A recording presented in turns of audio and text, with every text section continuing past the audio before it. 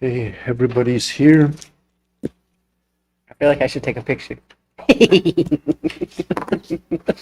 Shut up. Okay. All right. Call our council meeting to order. This is our last council meeting for this fiscal year, FY25, and we are about ready to pass our budget for FY26. Good morning, everyone. Good morning, tribal members, community members, employees of the Ute Ute Tribe. We are officially in fall season right now, and we wish each and every one of you to have a good day today. This is something that the Tribe Council has accomplished for this FY25, including all of our tribal departments and enterprises as we start to wind down this last day of FY25. So before we even get started, let's have an invocation. I ask Councilwoman Jacket to give us an invocation this morning.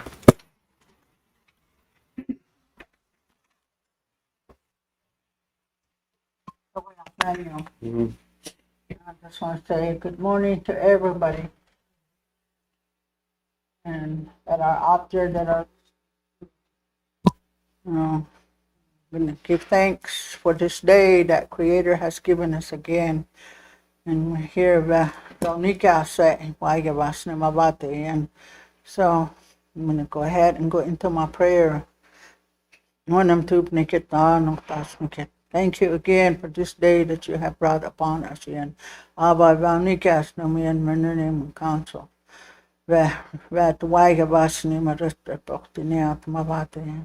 On most behalf of our people, and first with Germania, we've run it which one of the Nikitum Kukapo, creator of all things in life. The witchy and do the positive things, strength and courage for all of us in our everyday life, for the days ahead, make a way for us and and take care of our home places too. Manito and one of the naked bed,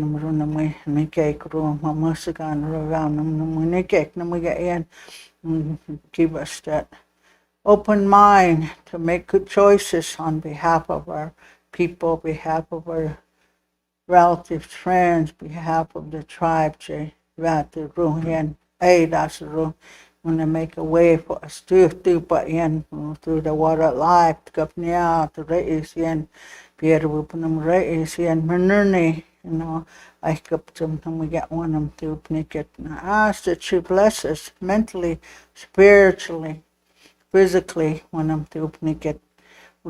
Tasuna I get me a guapo when I'm to it, make right.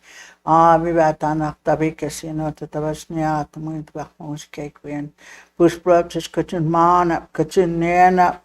We got roast take care of it for us to make run I get. That was spoken of my van of my cake.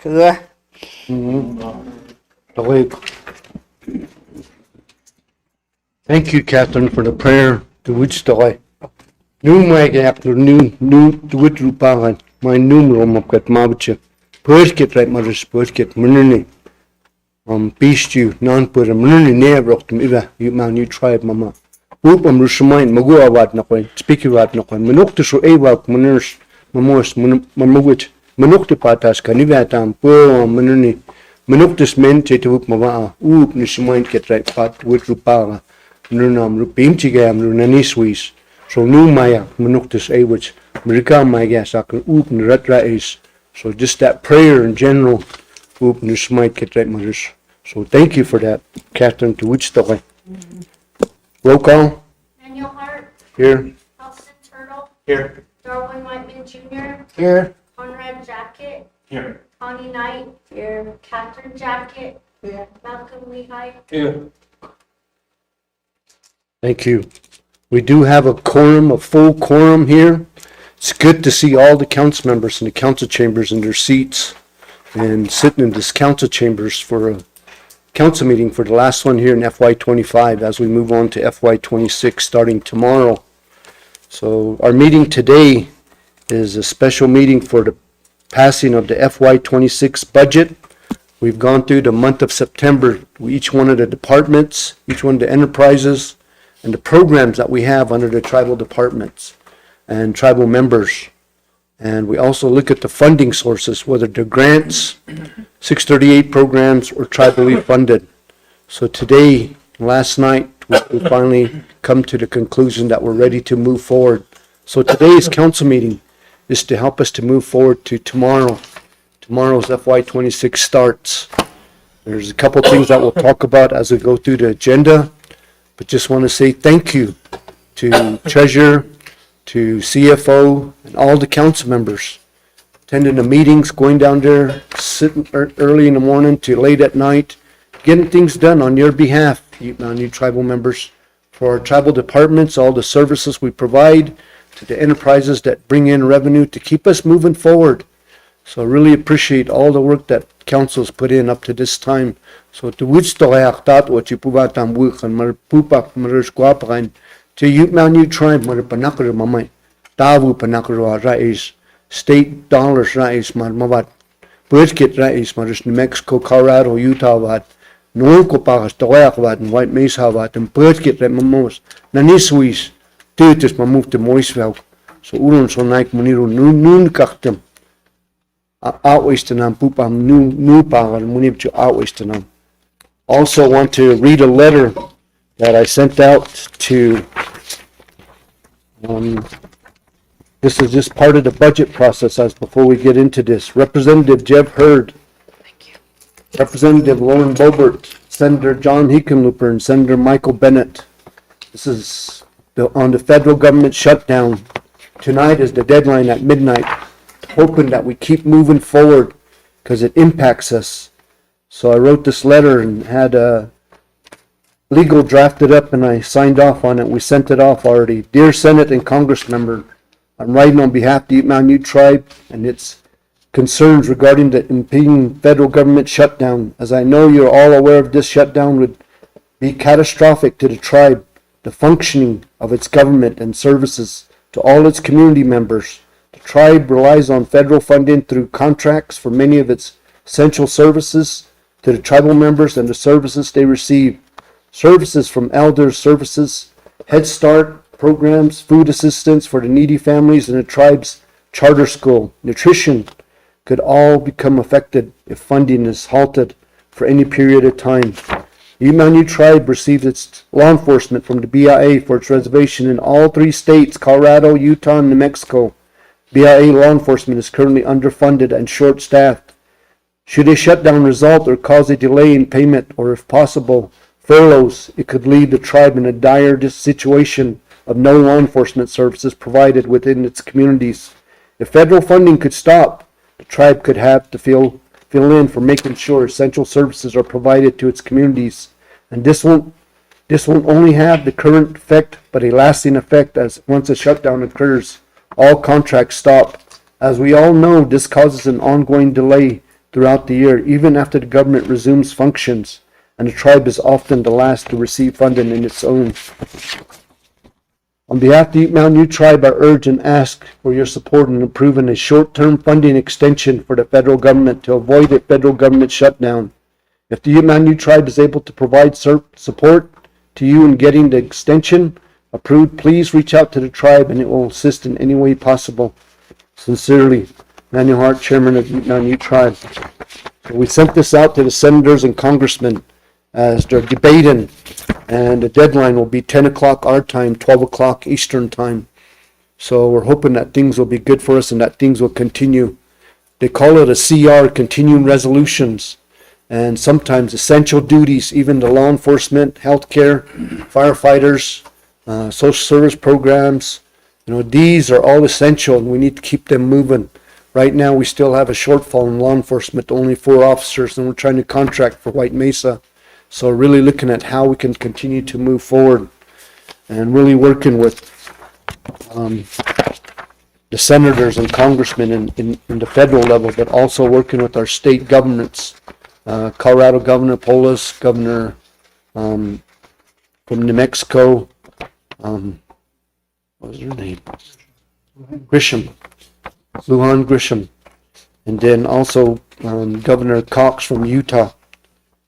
Also wanted to mention to the membership, was talking to Congressman Hurd a while back about the White Mesa meal, and his representative reached out to us and they said they'd like to come and visit in White Mesa at the meal to see how things are going. And Congressman Hurd invited two other congressmen, Congressman Mike Kennedy and Congressman Burgess Owens.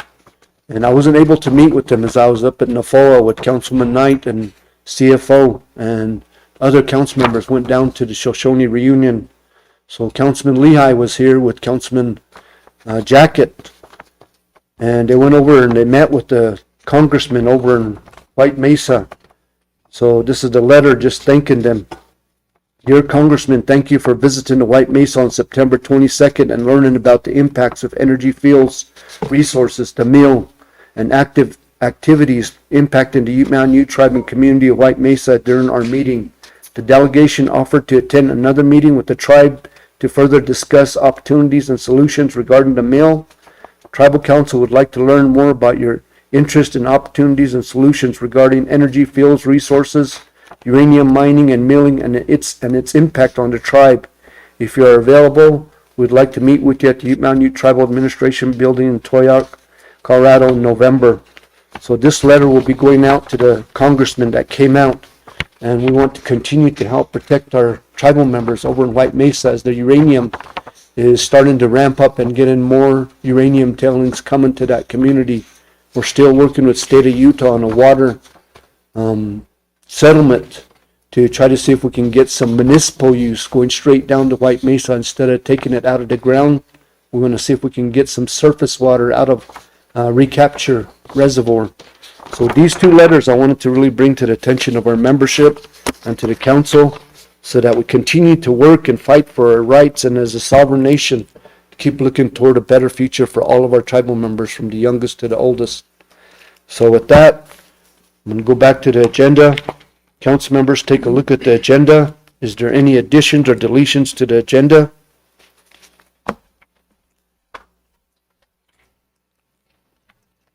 Seeing and hearing none, is there a motion to approve the agenda for today? Chairman, I'll make motion if there's no questions. There is a motion. Is there a second? Chairman, second. There's a second. Motion was by Councilman Lehigh, second by Secretary Jacket. Call for the vote. All those in favor say aye. Aye. Aye. All those opposed, same sign.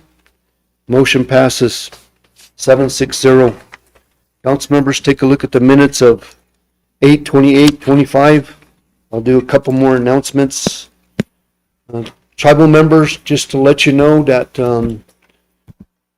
during our discussion today, we'll be talking a little bit about some of the resolutions that will be passed. I know some of the tribal members are really wondering about what the programs will be for upcoming fiscal year FY26. We did approve the per capita. It is going to be at the same level as we did last year. The first per capita will be coming out this coming Friday. The ones that are out of town will be mailed out today. Mail has been where it's going to go through the long route and finally get to whatever the destination is where the tribal member lives, out of state, out of the reservation. So just making you aware on that we did also approve that at the same level. And we'll go down through the resolutions as we go through the agenda, but just wanted to make everyone aware about that one. There is no utilities this year. Utilities came out of the ARP funds, American Rescue Plan funds, and last year was the last amount that we used. So just to make everyone aware that utilities is the only program that is not on the agenda today. Other than that, all the rest of the programs for tribal members will stay the same. As we go through the process of passing it, motion, second, and approval, then just to make each one of our tribal members aware that these programs did all get approved. So just to make you all aware. We are winding down. We are in fall right now. So want to make sure that all of our tribal members, make sure you get your air conditioners out of your windows if they still have them there. Get ready to prepare for winter's coming. The mountains up high, 10,000 feet, have already got snow. It was cold in Pinecrest last week, had to on the heater. So getting ready to move the cows back down from Pinecrest too. Probably middle of October, they'll be coming back down. But for our tribal members in general, get your furnaces ready. Get them oiled, the motors, clean the filters, check out the filters or replace them. Get somebody to check your propane tanks. I know that utilities is no longer a program, but you'll have to start utilizing what funds that you can. There is the programs that you can apply for over at Public Works, and over in Utah is called HEAT. Over here it's what's it called? LEAP program. So if any of you are eligible, I'm pretty sure a lot of you would be eligible for it. Please go and apply for those, as that'll help you out on your propane. Make sure you have propane. Check it every couple weeks. Make sure you have enough heat in your homes for your family. Also, I think this weekend is Albuquerque Balloon Fiesta, the 53rd, I think, annual. So, and then other things will be going on as we start to wind out the year. Halloween will be coming up, Thanksgiving, Christmas. We're still having our Thanksgiving dinner, Christmas dinner down at the casino. Just updates for that. The elections will be for next week on Friday, the second Friday in October, which is October 10th. That's our general election. We have 4 positions up. My position, 2 council members in Toyac and 1 for White Mesa. 4 positions total. We have a lot of candidates that are running for these positions. The swearing in will be November 7th, the first Friday in November based on Constitution.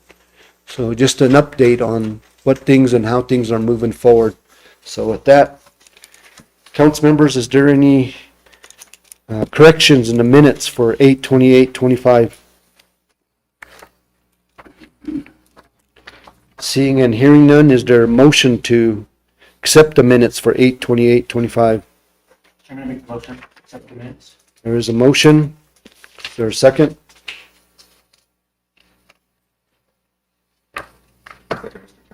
There's a second. Motion was by Secretary Jacket, second by Vice Chairman Turtle. Call for the vote. All those in favor say aye. Aye. All those opposed, same sign. Motion passes 7-6-0. Thank you, council members. The minutes of August 28, 2025 is reflected into the records. With that, we're going to go ahead and move right into our agenda for today. Before I do, I wanted to just go over the agenda real quick, which I didn't do. Number 1 will be the approval of the agenda. Number 2 will be the approval of the minutes for August 28, 2025. We'll move into old business. Under old business is number 3, legal. Nikki Green, General Counsel, is ratifying 4 Poland resolutions, and these are all contracts for attorneys that are under the legal department. Number 1 will be KC Canillo Consulting. Second one is Samuel Winder. Then number 3 is Acadian Desert Consulting. That's Peter Ortego. Then the 4th one is Diaz and Davis. These are 4 attorneys and their contracts, and renewing them for an extra 2 years. The only one that's for 1 year is for Peter Ortego. Then we'll go into finance. Mr. Scott has the CKP insurance. And that's a program, it's a drought program insurance that we utilize for our homelands here. It's been very beneficial to us. Number 5, we'll move into new business, and under new business, number 5 will be finance. The Treasurer Whiteman, and CFO Ron Scott will be presenting the fiscal year FY26 budgets. Number 1 will be the per capita resolution. Number 2 will be the senior maintenance resolution. Number 3 will be the cultural assistance policy resolution. Number 4 will be the council assistance policy resolution. Number 5 will be the emergency medical policy resolution. Number 6 will be the bereavement assistance policy. Number 7 will be the payroll loan policy. Number 8 will be the auto loan policy resolution. Number 9 will be the income guidelines policy resolution. Number 10 will be the minor investment reauthorization policy resolution. And then the last one, number 11, will be the FY26 tribal budget resolution. Then we'll go into the superintendent update and reports. Then after that, we'll go into the final agenda item, which is number 7, will be council updates and reports. So with that, that is our agenda for today. Going back to the agenda, council members, we're going to move into old business. Number 3, legal. Please introduce yourself for the record. Good morning, Council. Nikki Green, General Counsel for the UMUT Tribe. There's 4 contracts we're ratifying. You did approve these by advisory. I handed out earlier the resolutions. I will do the contracts one by one just because there's so many. Let me find. Okay. So the first one will be Casey or Camilio Consulting.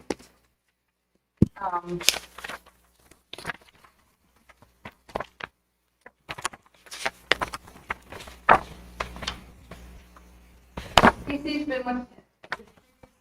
has been under contract with the tribe for 2 years. Prior to that, she was an intern here when she was in law school. And she's been helping with the Sweetwater project, which I'm probably going to have her step back from that because we have other attorneys working on that. But she also does a lot with the broadband. She's been doing all the broadband. That's kind of her specialty. So she's been working with the broadband team, and then she also keeps track of our public utilities filings that come from different various people that want to try to cross the reservation she files responses, the tribe's objection to that. If there's been a couple of hearings in Denver, she was able to attend those on behalf of the tribe. One was because CenturyLink was not following procedure and did not follow safety procedure, and so she attended that hearing in Denver in which the commission ruled in the tribe's favor. The CenturyLink had so long to correct what it was doing or pay a fine. So those are kind of the things KC does. She's a real benefit. She's willing to step in wherever or whenever she's needed. So I would recommend, we proceed. She is paid partly from she's out of the tribal budget, justice budget for the PUC and the filing things. Oh, she also worked with Lee on the 811 projects for local digging and whatnot. And then on broadband, she's actually, the broadband grant themselves pay for her and for her services. And so those come directly out of the broadband grant. So the first one is the resolution that I would ask you to approve is Casey Canelio of Canelio Consulting LLC. Okay, thank you, Ms. Green. Any questions, comments, council members on this resolution that comes before you today for the approval of special attorney contract for Kathleen Casey Canelo of Canelo Consulting LLC? And this is a 2-year contract? It is. Thank you. Any questions, comments, council members? Councilman Jacket?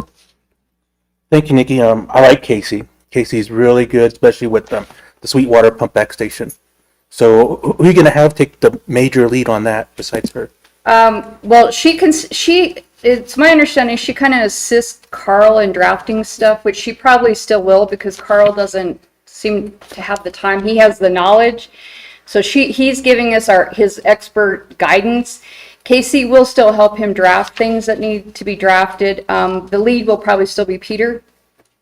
And then as well as Scott and the other team working on it as yourself. Yeah. Okay, thank you. Thank you, Councilman. Any other questions, comments, council members, Vice Chair? Thank you, Mr. Chairman. First and foremost, good morning, and thank you for presenting this resolution regarding our consultants, our contracted attorneys that are out there. You know, they do provide a huge array of services for the tribe. I mean, if this were all fluctuated back to your department, I'm pretty sure we wouldn't handle these things. So really just explaining to the membership how important it is to have these contracted consultants out there, and the importance of the work that they do for us. Casey is really at the forefront of broadband as well. So really want to make sure that we hold these consultants dear to us that have been advocates of the tribe, and she has worked for the tribe. So really making sure that, you know, we continue in that straightforward line, and the people that we confide and work with, because it's really important. Something that I would really like to reference and see in this resolution is the salary. I think that would be something that the council could appreciate, so that way in any reference that we can look back at that. I just really want to emphasize and stress on priorities as well. I don't want any contracts coming back to the tribal council that should be resolved today in requesting any more funds on top of what they're doing. So again, prioritization is something that we're really going to look at, and it's not just with this particular consultant, it's with all the consultants that we're going to be talking about, because we saw a huge issue there with some of the consultants and wanting more funding there, but we got to make sure that we identify that at the beginning of the fiscal, or when we pass the budget for the beginning of the new fiscal year, so that way we have all our ducks in a row. You know, it becomes really complicated when we have to amend these contracts and add additional funding there. So just really emphasizing on that, the importance of prioritization that's there. So thank you. Okay, and that's fine. That's a good idea. So I will add in her salary that's as stated in the contract in the 1, 2, 3, 4, 5, 6, the 7th whereas, where it talks about she's within the budgeted amount, and then I'll put in the salary. Okay. Okay. Any more questions, council members? Seeing and hearing none, is there a motion to go ahead and ratify this and move forward with the approval of the attorney contract with additional language of including the salaries in the resolution? Motion, Mr. Chairman, with the inserted language in the resolution. Thank you. There's a motion. Is there a second? Second. There's a second. Thank you. Motion was by Vice Chairman Turtle, second by Secretary Jacket. Call for the vote. Vice Chair? Yes. Secretary? Yes. Treasurer? Yes. Councilwoman Knight? Yes. Councilwoman Jacket? Yes. Councilman Lehigh? Yes. Any opposition? Seeing and hearing none, motion passes 7-6-0. Thank you, council members. Your next one? The next one will be Samuel Winder.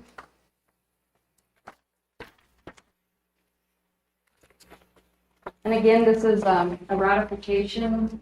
Council previously did approve this contract.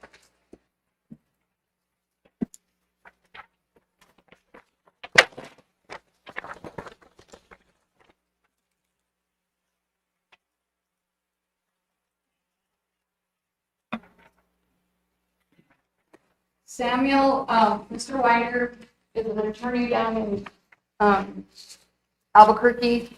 He's been assisting with the New Mexico water litigation. One of the reasons we had to reach out to Sam is for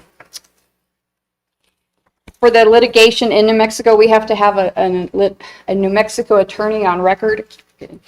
And so we had Mr. Leland Begay, but once Leland left the office, then we had to get in one. So Samuel's been doing that. He does attend some of the New Mexico settlement litigation meetings that are held down in Albuquerque. And so he's been very beneficial. He has been under contract, to my understanding, for the past 2 years. He would like to continue with his service to the tribe. He will be paid out of the water resource settlement funds.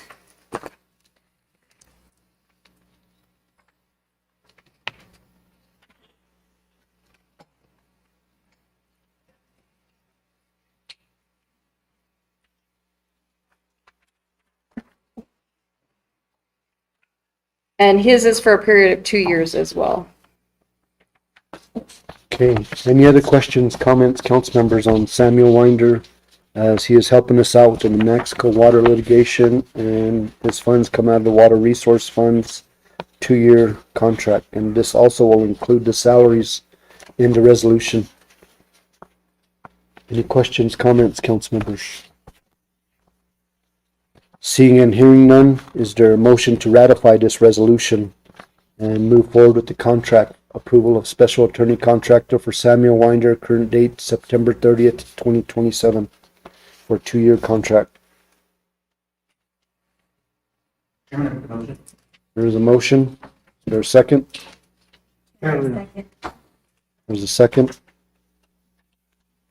Motion was by Secretary Jacket, second by Councilman Knight.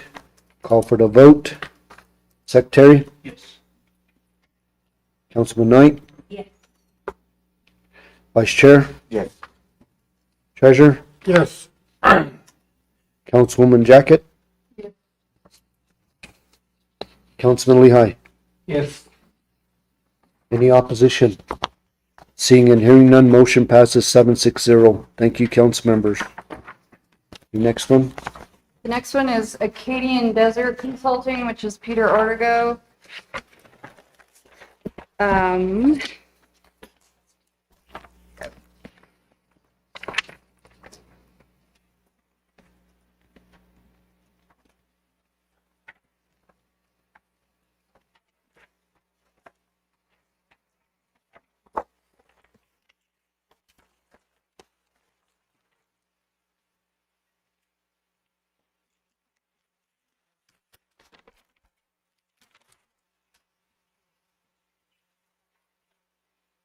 As you all know, we know Peter's background. He did continue to work as a consultant this last year. We're asking that it continue, although his role will be scaled back a little bit. He still will be involved in the renewable projects, including Sweetwater. He is a lead project person on that.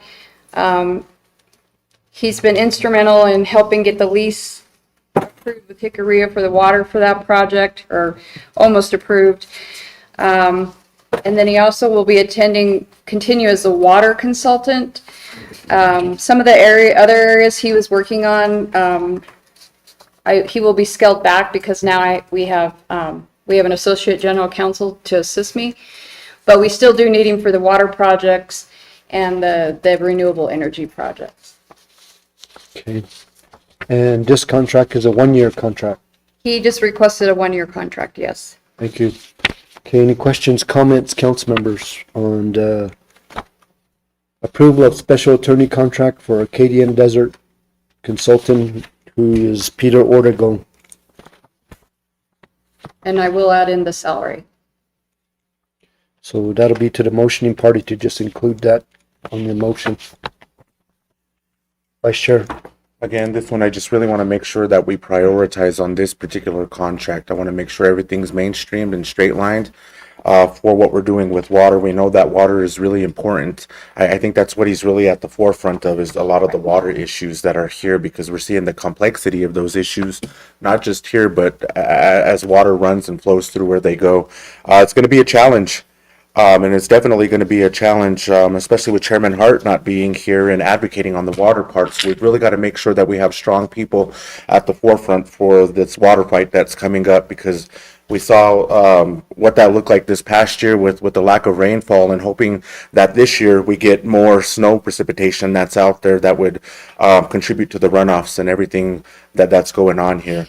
We're seeing that. I mean, as I went down to New Mexico, the Rio Grande is almost totally dried up. And I've never seen that. So water is a really huge issue as we move forward, and we're gonna see the fight become more of an uphill battle, and especially between tribes, and what we face as we go through what we go through. So again, just prioritization is my main concern there. So thank you. Thank you, Vice Chair. Any other comments, council members, concerns? Secretary? Peter's got the lead in the Sweetwater pump back station. So we've seen that how his time can go by really, really fast, and he got to charge for his time. So if he can get his priorities, what he's going to do, because he got the 4 consultants with the Sweetwater, and a financial advisor is coming in too. So it's going to start steamrolling, and we really, really need this.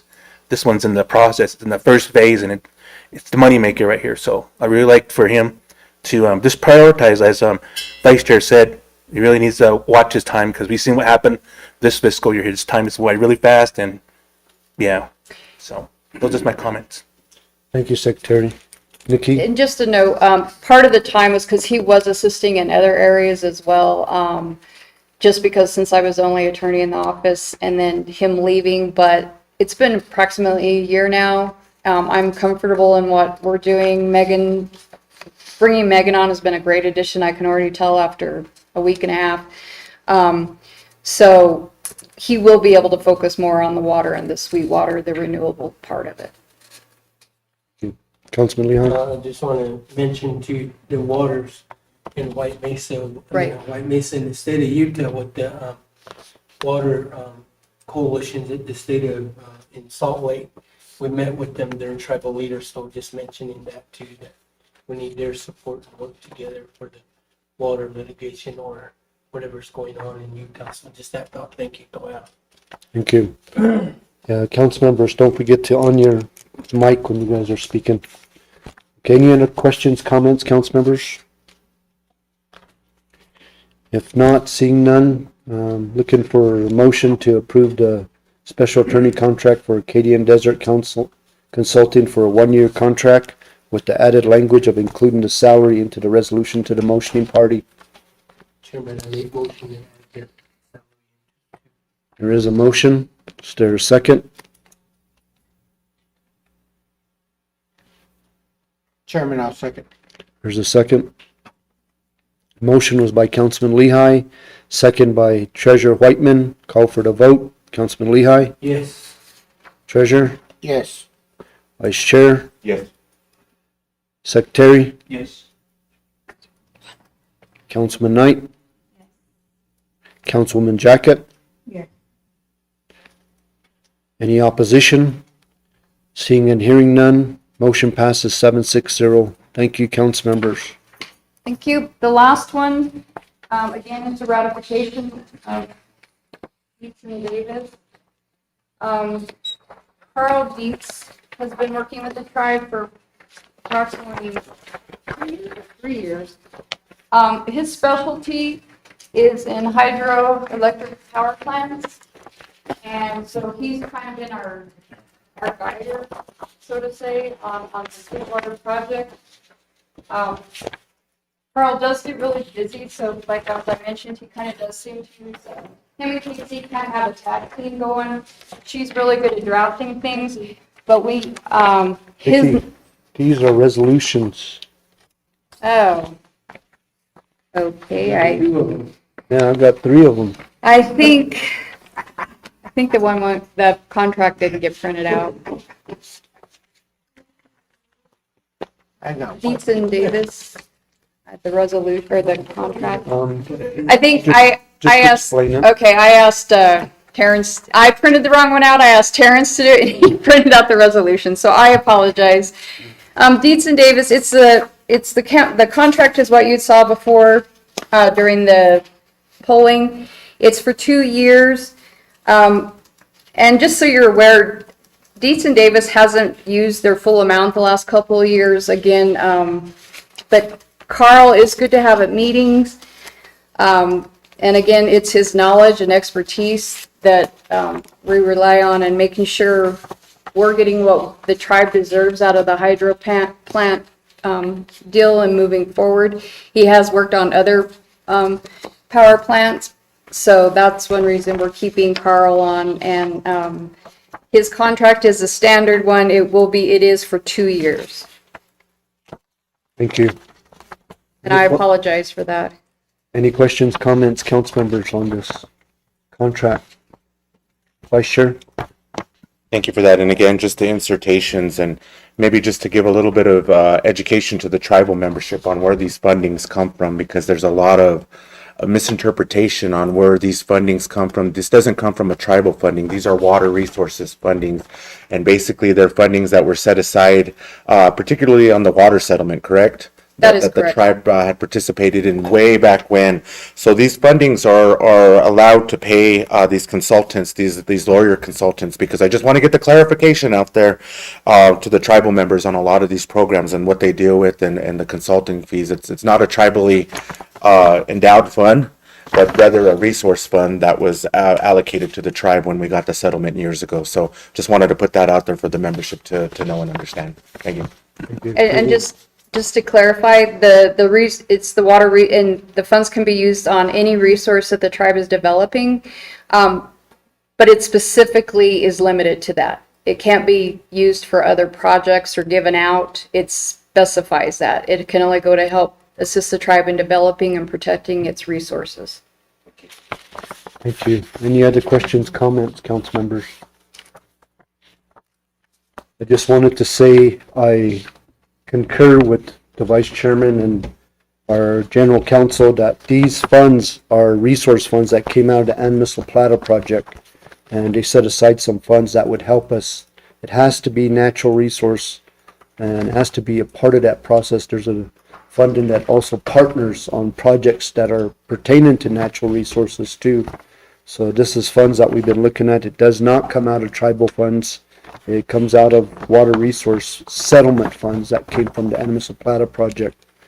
So really appreciate the points that are made right now so that our members know that we're doing what we can. The hydro project is a proposal in New Mexico, and we've been trying to work with that. We did have an agreement with Jicarilla to do a lease, a water lease to bring water out of Navajo Reservoir over to the hydro project, and is to build a reservoir on top of the mesa and the bottom of the mesa. It'll pump between the two reservoirs and it'll create energy. It's called a hydro project. Lake Powell has it, Lake Mead has it, some small dams like Black Canyon, Blue Mesa, Flamin' Gorge, Navajo Reservoir, they all have these hydro projects, and they can even get down to some small ones, like we have a small one on the canal that comes down from Dolores to Farm and Ranch. We have a small hydro project on that too. So these hydro projects really bring revenue to the tribe, and it helps support bring electricity to what the need is for the supply and demand that is out there for everybody to utilize. So just wanted to give an update on that too. So with that, any other questions, comments, council members? Seeing and hearing none, I'm looking for a motion to go ahead and move forward with this. Water resource funds is identified. It's including the salaries and the resolution. Approval of special attorney contract with Diaz and Davis, and it's a 2-year contract. Any action on this? So move, Mr. Chairman, with salary insertion. Okay, there is a motion. Is there a second? Chair, second. There's a second. Motion was made by Vice Chairman Turtle, second by Councilman Knight. Call for the vote. Vice Chair, Yes. Treasurer, Councilman Knight, Yes. Treasurer, Yes. Secretary, Yes. Councilman Jacket, Yes. Councilman Lehigh. Yes. Any opposition? Seeing and hearing none, motion passes 7-6-0. Thank you, council members. Anything else, legal department? Not at this time. Thank you, council. Thank you. Okay, with that, we're gonna go ahead and move into number 4, finance. Mr. Scott, please introduce yourself for the record. Welcome, everybody. Chairman, Council, my name is Ronald Scott. I'm CFO for the UMUT tribe. We've got a presentation today from CKP Insurance, Chuck Hemphill, for renewal of the drought insurance through CKP for the upcoming year. So with that, I'll turn it over to Chuck.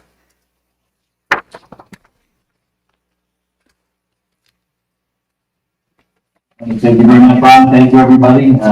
Appreciate the opportunity to address the council with the renewal for the PRF insurance program. And let me see here if I can share my screen.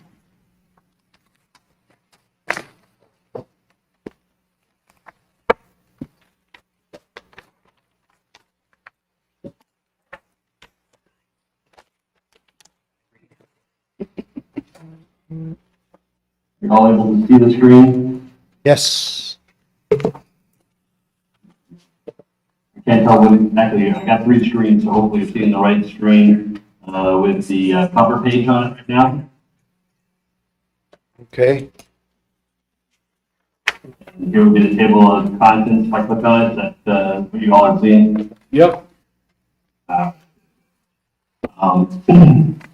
Okay, so just want to go through our renewal and where we stand at the moment and take you all through that process that we're going to start off with. And tab 1 is how we're doing in 2025.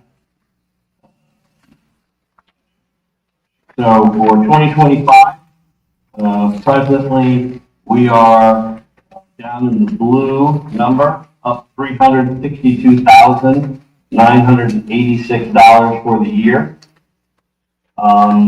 You'll see green in there. The green is what has been made official by the USDA.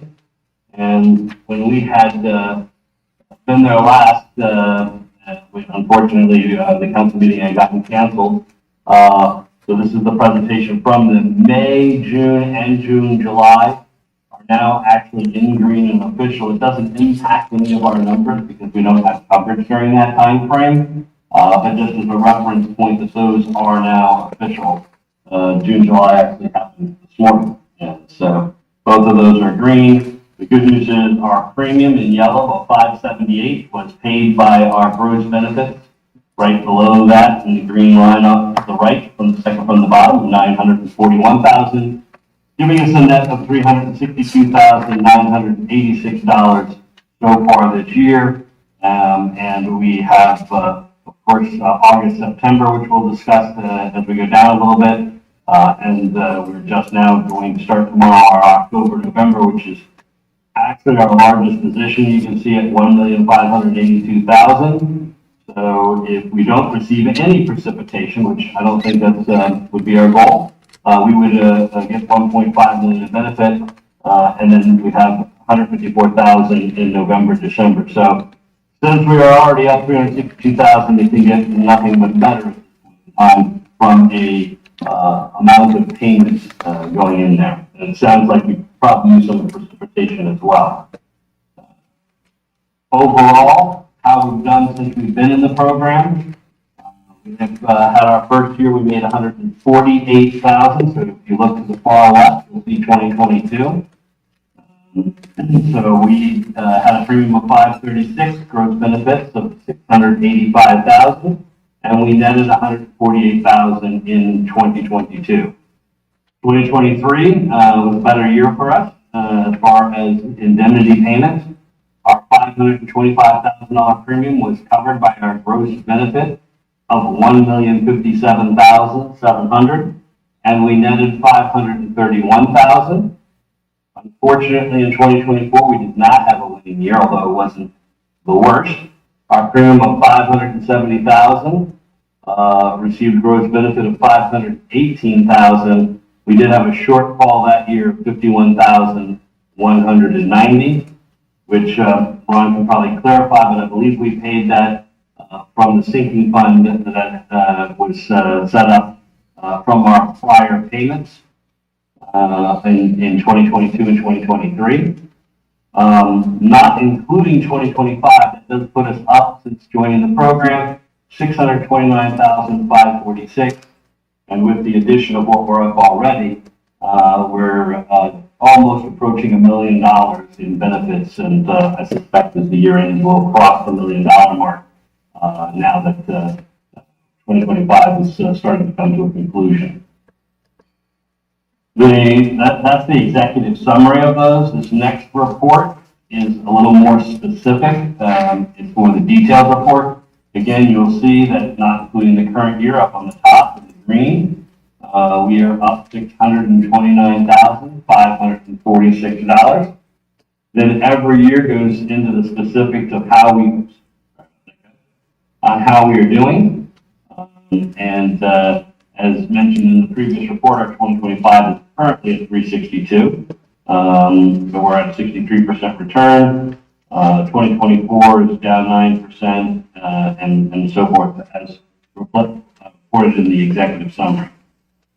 The next page again is just more of the same, but breaks it down by state as how each state is performing right now. Colorado and Utah are up. New Mexico is just slightly below at this point in time, although I think that's going to change. The next page in here really goes into the specifics of every state, every county grid that we are able to purchase our coverage, how much coverage we have in each interval, and how they have performed. I think one of the important things to look at if you're looking in here is in our January, February. If we go the fourth column to the end, you'll see the word index and 43.4%. That is the precipitation that we received according to NOAA of what we would expect. So we only received 43.4% of the expected precipitation that NOAA was calculating for us. Hence, we received a portion of our projection, which was the result was 185,233 for the January-February interval in Colorado. And it does that for every single interval that has occurred. August, September is in green because that has not, at this point, included. However, there's only one day to go for that. And the way you all may remember that NOAA prepares this data for our military, not for the USDA, so they go in Greenwich Mean Time.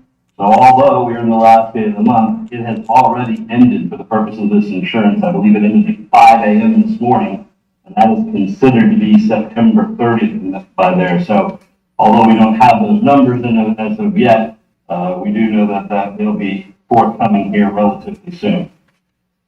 And I have that number on here for you guys, just so you might want to write it in there.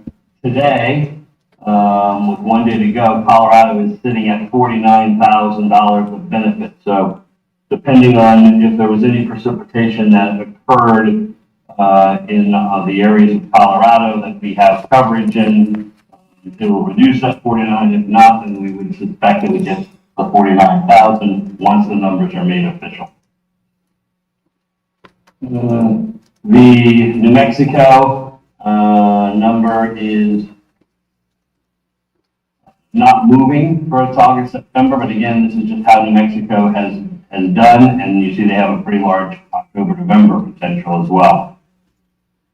If we go to Utah, the August, September number in Utah in green, right now with one day to go, we have it at 52,000 of potential benefits. So currently, if you add the two states in for August, September, we're at 101. Maybe we receive some precipitation. So, probably worst case scenario, we're looking at around another 75,000 coming in from our August, September. And as we mentioned before, we are rolling into October, November, which is our largest position because statistically speaking, it has paid us the greatest amount of benefits.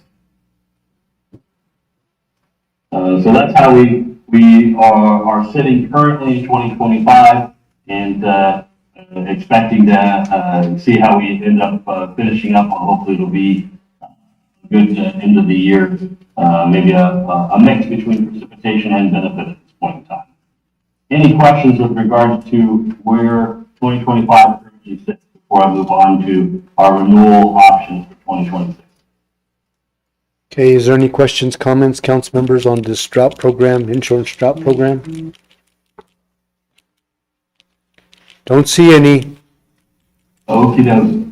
So, moving into 2026, those of you that have been present during some of our renewals know that we like to put together several options for us to look at.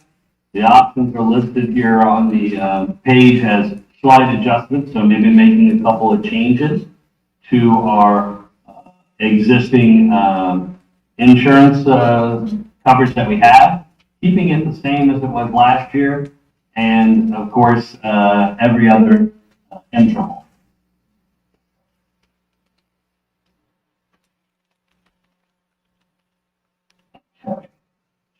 I'm gonna take you through these, this is all summarized in the executive summary as we go through here, so don't, try to memorize all this information.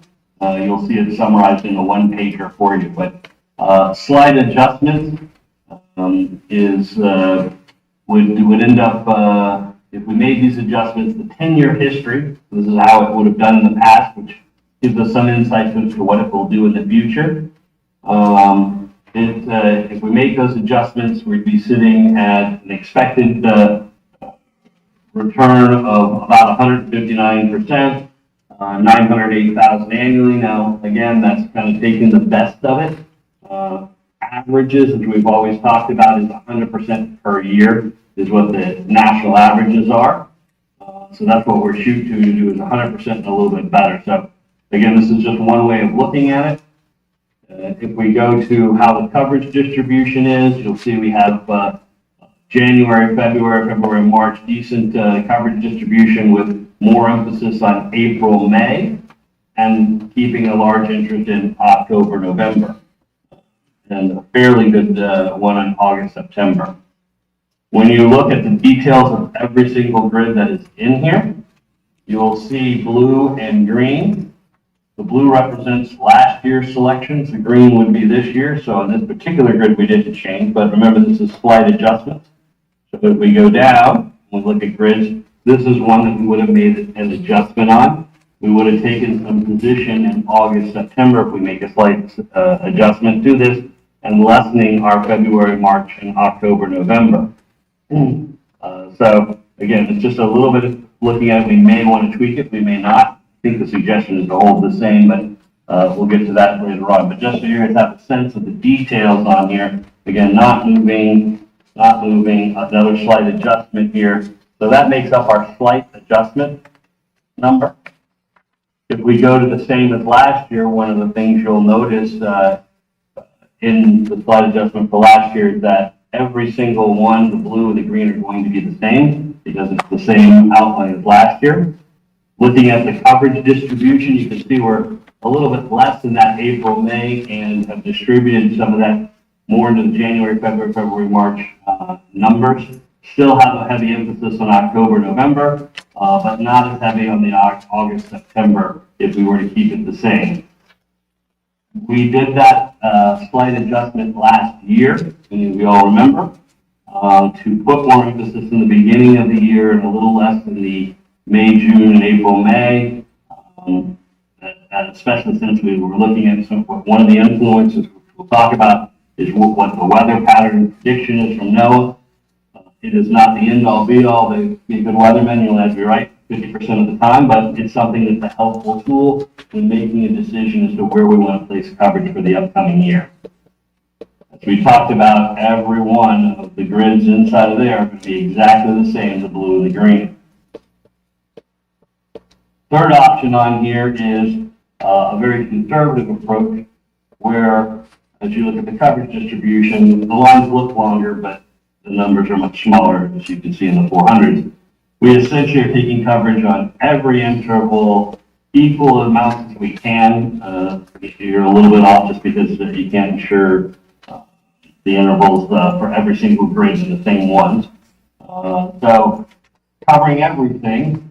And again, when you look at the details, you'll see a lot of green going across because we're covering all of them. We have to alternate. So the next one you'll see goes one more.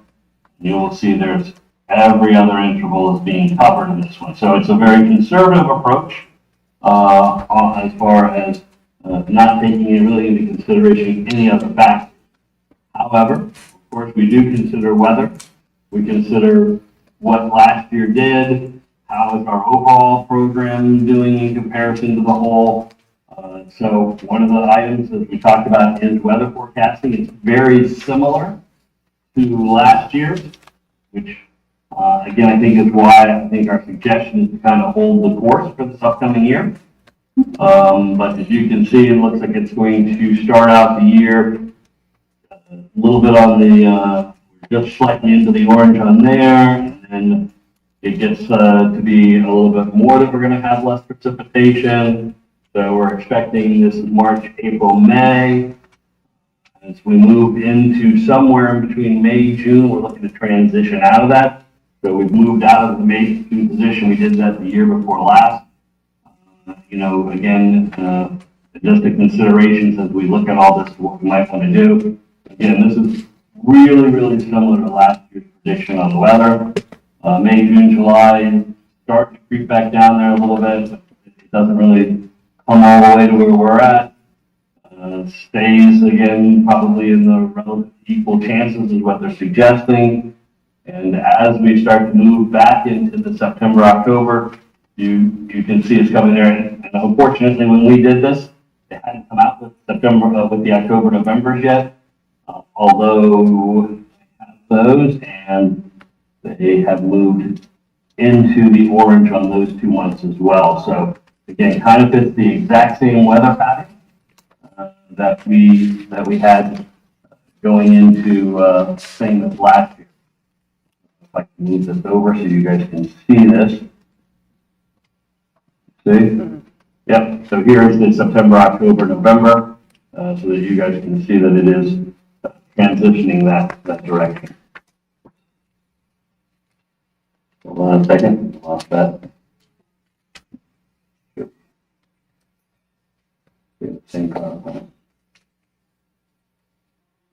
Okay. The other thing again, so we talked about that coverage distribution. It's a little bit small here, but when we were talking about the coverage distribution, you can see the main difference is between slight adjustment. The other is a little heavier in April, May, and August, September, versus pushing some of that up into the front part of the year. Based with the weather and our change last year, our suggestion is to stay the same as last year.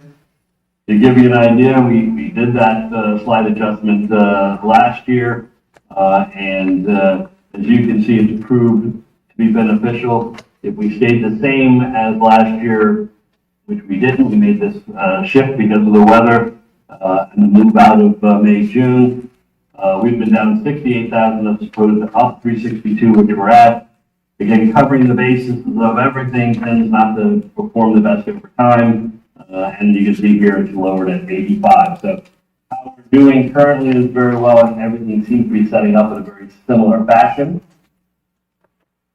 Looking at every single one of the coverage options in here, again, slight adjustment shows that it would have a little bit higher on the percentage and higher in the net average indemnities. However, it's not really, this is just a look back. Okay, and for the slight difference, when I factor that in with the weather, it doesn't seem like it would make sense for us to make that change. I think we're better off to keep the same. So that is why our recommendation is to stay the same as 2025, unlike last year where our suggestion was to make a shift. A lot of information I threw at you all. So any questions with regards to some of this information? Okay, any questions, council members, on our program here? CKP program? Councilman Lehigh? I guess I was just looking through this and I seen Perkins Ranch on here that we've been talking about. So could Perkins Ranch where? Utah. 30 page. No, I know that, but I'm saying it's in your proposal? Yes, What page? 36. Page 36. 36. You might have an old one, and I don't know if the right. It's 36, okay, I see where it says, oh, okay, up on the top. Mm-hmm. I think that was just our labeling of the grid. That grid must cross over Perkins Ranch. Doug, do you have a comment with regards to that? Do you have a question, comment? So is that included in here or no? I know we talked about it in Phoenix when we met there. Yeah. Doug, can you comment on that? At least Perkins Ranch is included in it. I think it was last year and it is this year. Yes, Perkins Ranch is included on our policy.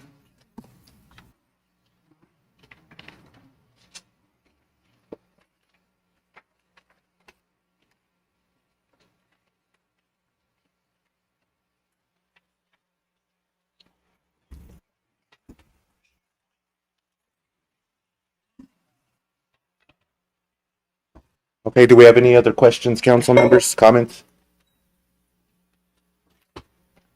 Chuck?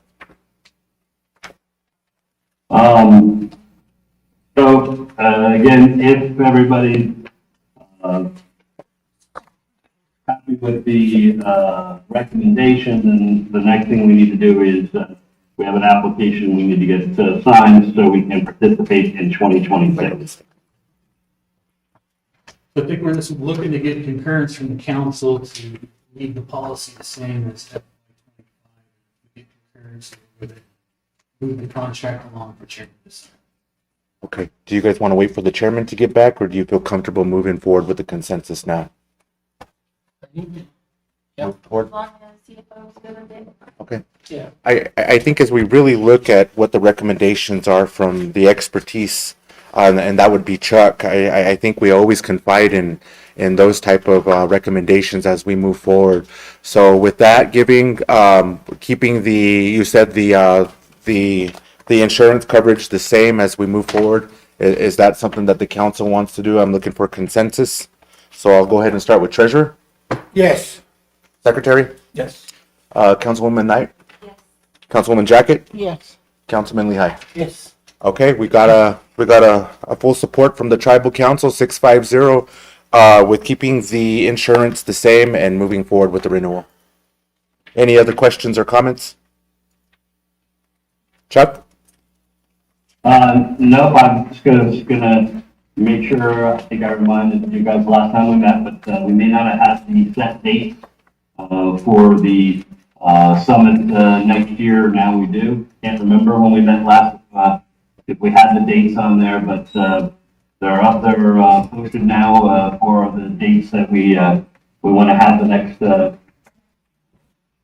Fear Up Tribal Summit.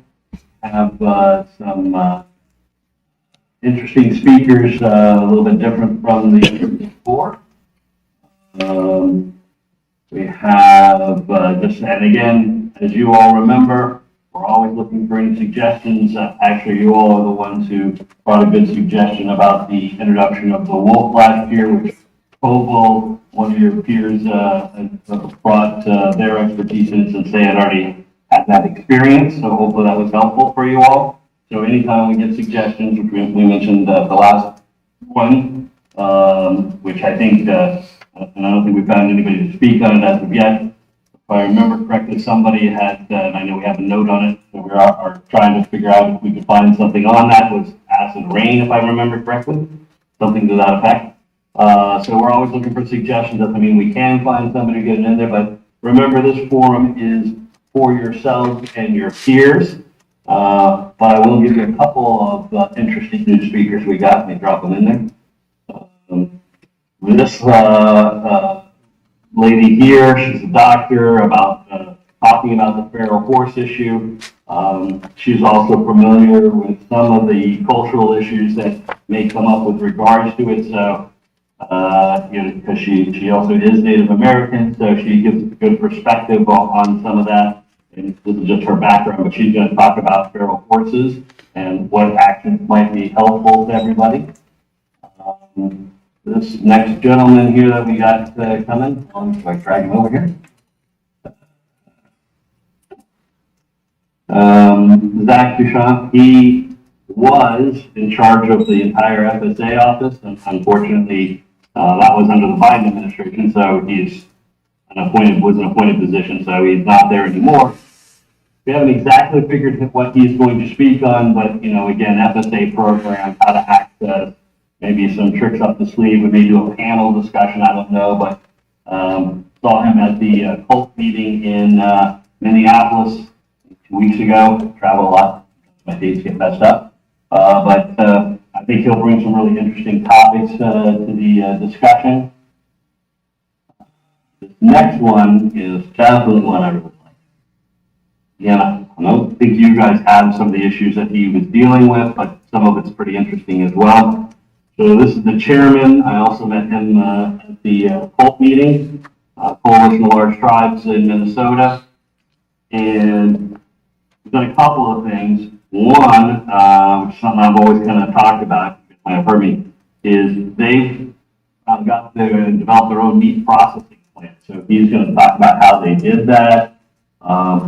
They actually are participating in the insurance program, although it might be this upcoming year. So they did it with some other funds, but he's got some interesting ideas about how to get more economic benefit from livestock and farming, and that are also trying to take back when leases come up that they've leased out to non-members to try to bring that economic back to the tribe. And I think you all have that kind of situation. It seems to be in the Dakotas where that's happening a lot. But very interesting. He's done some really cool things. And again, these peer of yours has volunteered to speak at the upcoming thing. So keep it on your calendars. I would encourage, anybody that I can't remember the two gentlemen's names that we spoke to on the enterprise. We don't do the enterprise insurance. This is not about us doing the insurance or sales, and this is meant to raise up all of our tribal customers. And even if they're from a tribe that isn't our customer, still invite them because, I want us to all better ourselves. And what better way than getting together, talking about the advantages. So, anybody that, you think would be helpful from your side, like the two gentlemen, and Ron, you might want to point out their names. I apologize. I'm getting old. I can't remember everybody.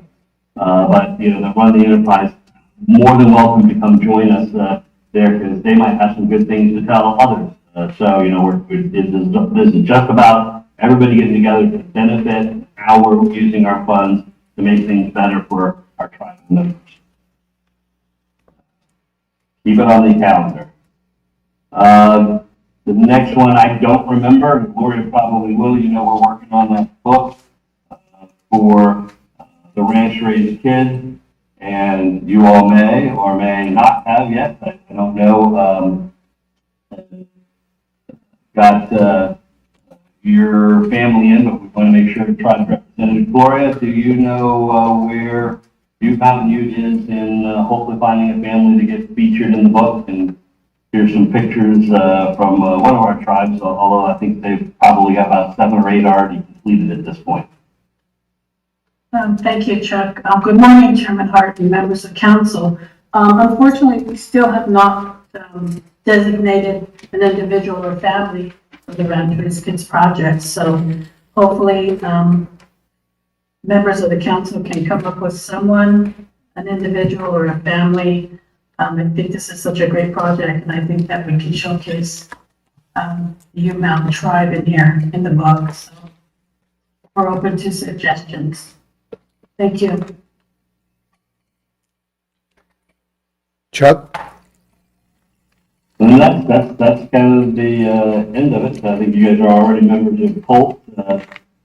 I think everybody is getting the email from Jennifer Whittle and all the updates. This is an old one, but boy, you've seen them flying, especially with the shutdown, as the chairman addressed earlier. I think we'll also put out a letter, about the impact that would have. So, again, I'm glad that you guys are already members of that. So we're just going to keep it in everybody's radar. But that's all we have, and we appreciate the time that you all gave us. If there's no more questions, we'll have you all, we'll get out of here and let you all move on to your other business.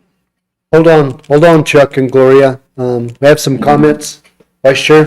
Chairman, just to let you be aware, we did give consensus about renewing the contract and the recommendations while you were out at the restroom, and keeping things the same as Chuck had recommended as our person in charge of the insurance.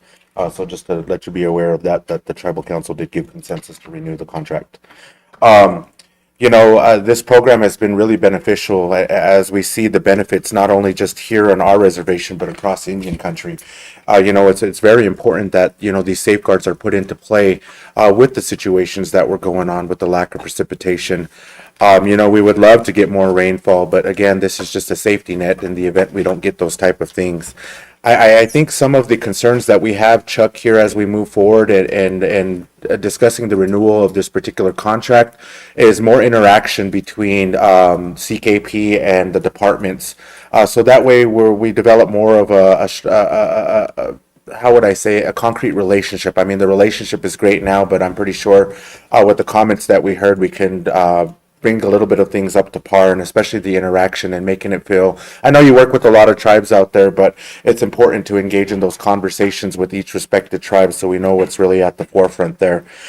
We did talk about the potentials of merging the insurance, but again, that's at the decision of our enterprise that's out there because they are under Section 17, so we have to give them the we have to support them in what they decide in, but most definitely we'll have people from our farm and ranch enterprise and our natural resources to go down to this meeting because it is beneficial. I mean, they see things more than we do because they're at the forefront of a lot of these projects that are there. So definitely opening those conversations to the enterprise to see if that's something that they'd like to do or if they would maintain being with Red Summit. But that's what I'm hearing is just more interaction within the resources department and the tribe as we move forward.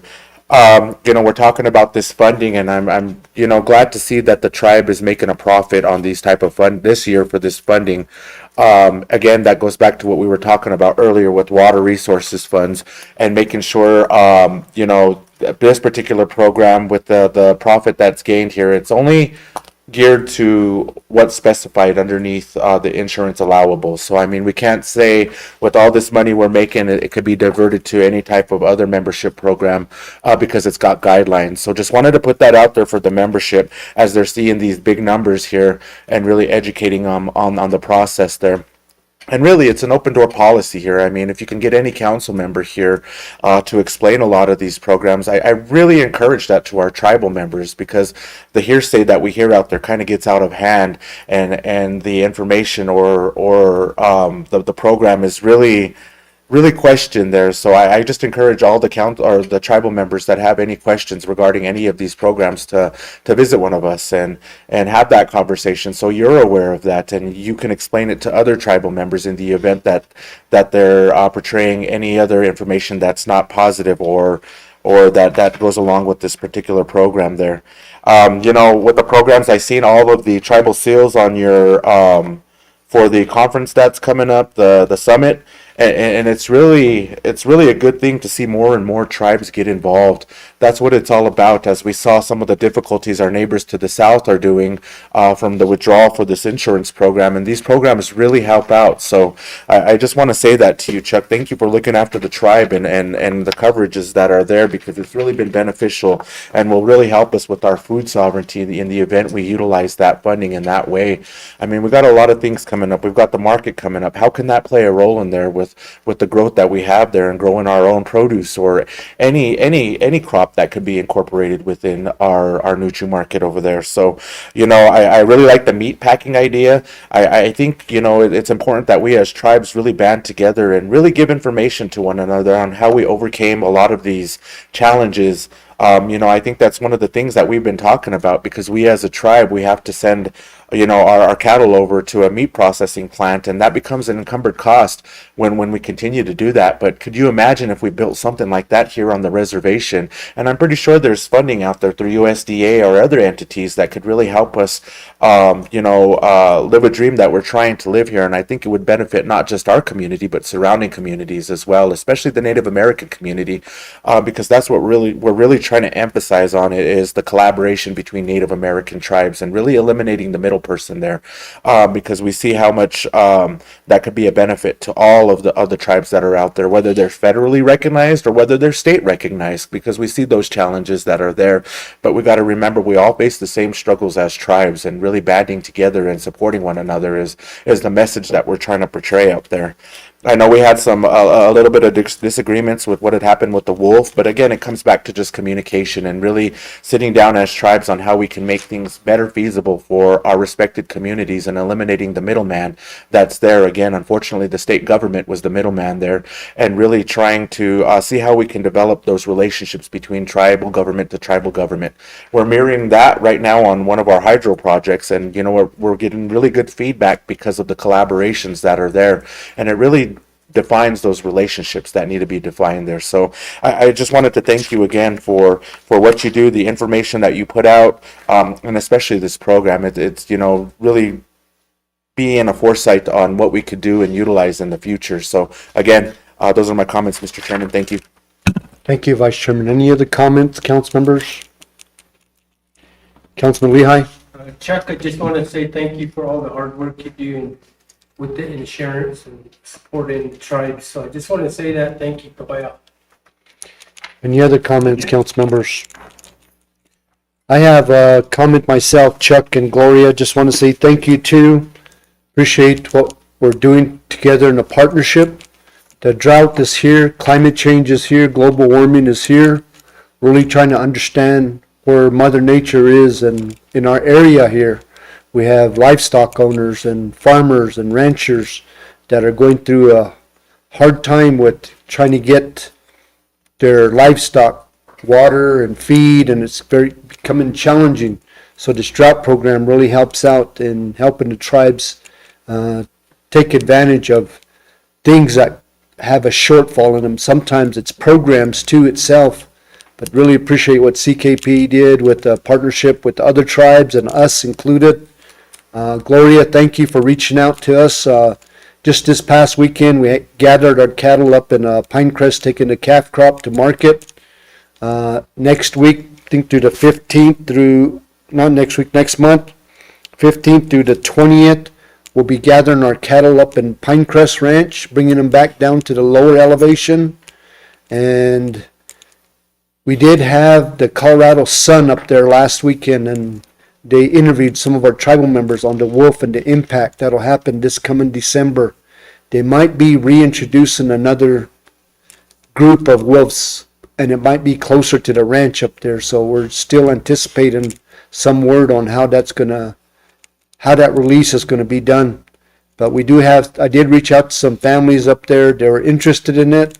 The reporter that came also with the photographers. He took a lot of pictures for the 2 days that they were there, and I might ask him to take a look at some of those pictures that they took of the tribal families and how we gathered and stuff and how we did it.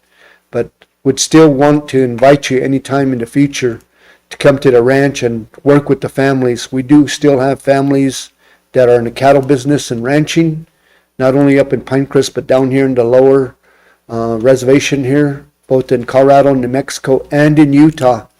So we still have that invite to you if you wish to come and just visit and try to include the UMUT tribe in that book for the families and ranchers.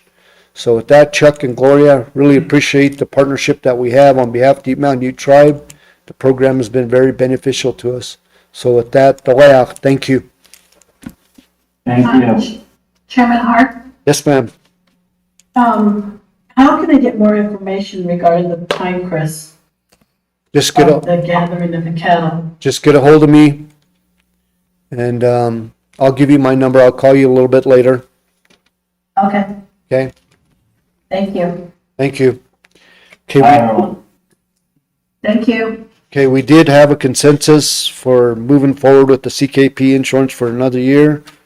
Thank you, council members. This has been very beneficial to us and the ones that meet with CKP and the meetings that we have.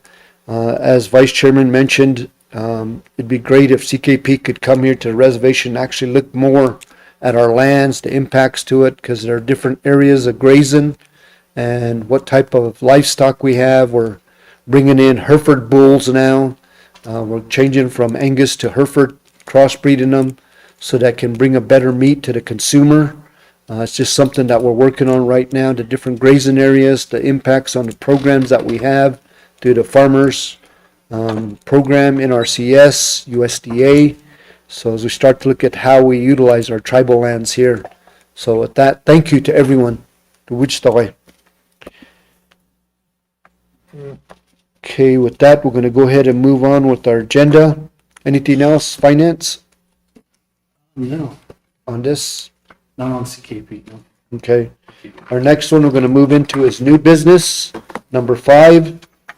This will be moving forward with the Treasurer Whiteman, and CFO, Mr. Scott.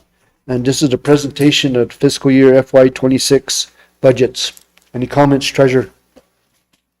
I just want to say, good morning again. And, we had this, the duty of going over the budgets and finalizing everything. Again, it's a lot of work, lots of duties to put together and to see where we're at today regards of budgets with the tribe and what it affects. So with that, that's what we have here today is what we're going to go over. So thank you. Thank you, Treasurer. CFO? All right. Thank you, Chairman. Thank you, Tribal Council. The first resolution here on the agenda is the per capita resolution for fiscal year 2026. I'll just start down here at the fourth whereas on the resolution. It says, whereas the Mountain Ute Tribal Council is here requesting that a total of $3,926,000 be withdrawn from the Mountain Ute BIA Trust Fund Investment Account 7090, Trust Account, or Raymond James per capita account for per capita payment distribution for FY, should be 2026, based on current enrollment and additional amounts as necessary for any new enrollments.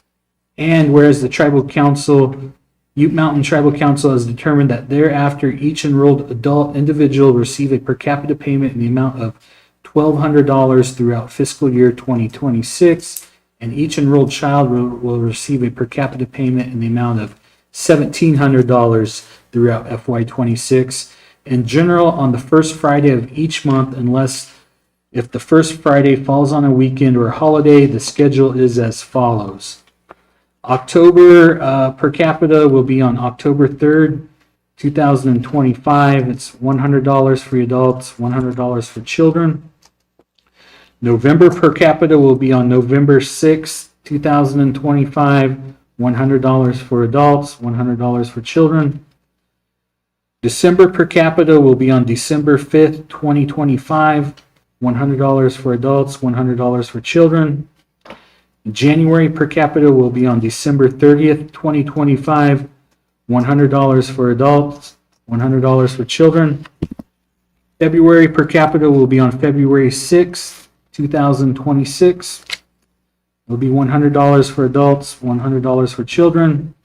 March, for the month of March, per capita will be on March 6th, 2026.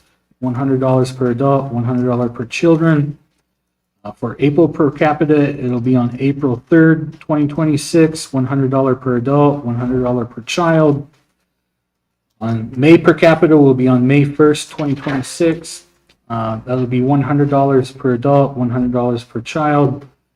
June per capita will be on June 4th, 2026, $100 per adult, $100 per child. July per capita will be on July 2nd, 2026. It'll be $100 per adult, $100 per child. August per capita will be distributed on July 24th, 2026. That will be $100 per adult, $600 per children. That $600, $500 of it is for the kids' clothing that we distribute for August. We're trying to get it out that weekend before the New Mexico tax-free credit for the kids' clothing. So that's why it's at $600 for that month for the children. September 3rd, 2026 is $100 per adult, $100 per child. Thank you for that. Is that it? So it goes on into pension. So I'll go ahead and let's continue on Go ahead. page 2 here. I'll start here at, whereas the Mountain Ute Tribal has determined that the per capita payment will be made with the following exceptions for the benefit of the tribal member minor individuals with court orders involving residential placement, foster care, placement, or guardianship will have their per capita payments placed in their IIM account with the BIA. New enrollees will receive half of the first $4,000 in per capita payments, with the remainder to be accounted for and distributed from the trust account after reaching age 18, increased by interest credits to account for the deferred payment as described below. Amounts received prior to age 18 will be dispersed to the member parents to be used for the benefit of the health, education, and welfare of the minor. So that number 2 pretty much covers the 18 monies investment program for the children, where half of their per cap is kept up until the 4,000, and it's put in an investment account for them. To determine the amount of interest credits, the tribe will withdraw amounts from the trust account in the name equal to the deferred payments each year and invest those sums in the tribal minor investment program. The funds invested in the tribal minor investment program are and will remain tribal-owned investments and cannot be accessed, pledged, alienated, or distributed to or for the benefit of any individual minor or adult member. Actual distributions after age 18 will be made from the trust account at that time.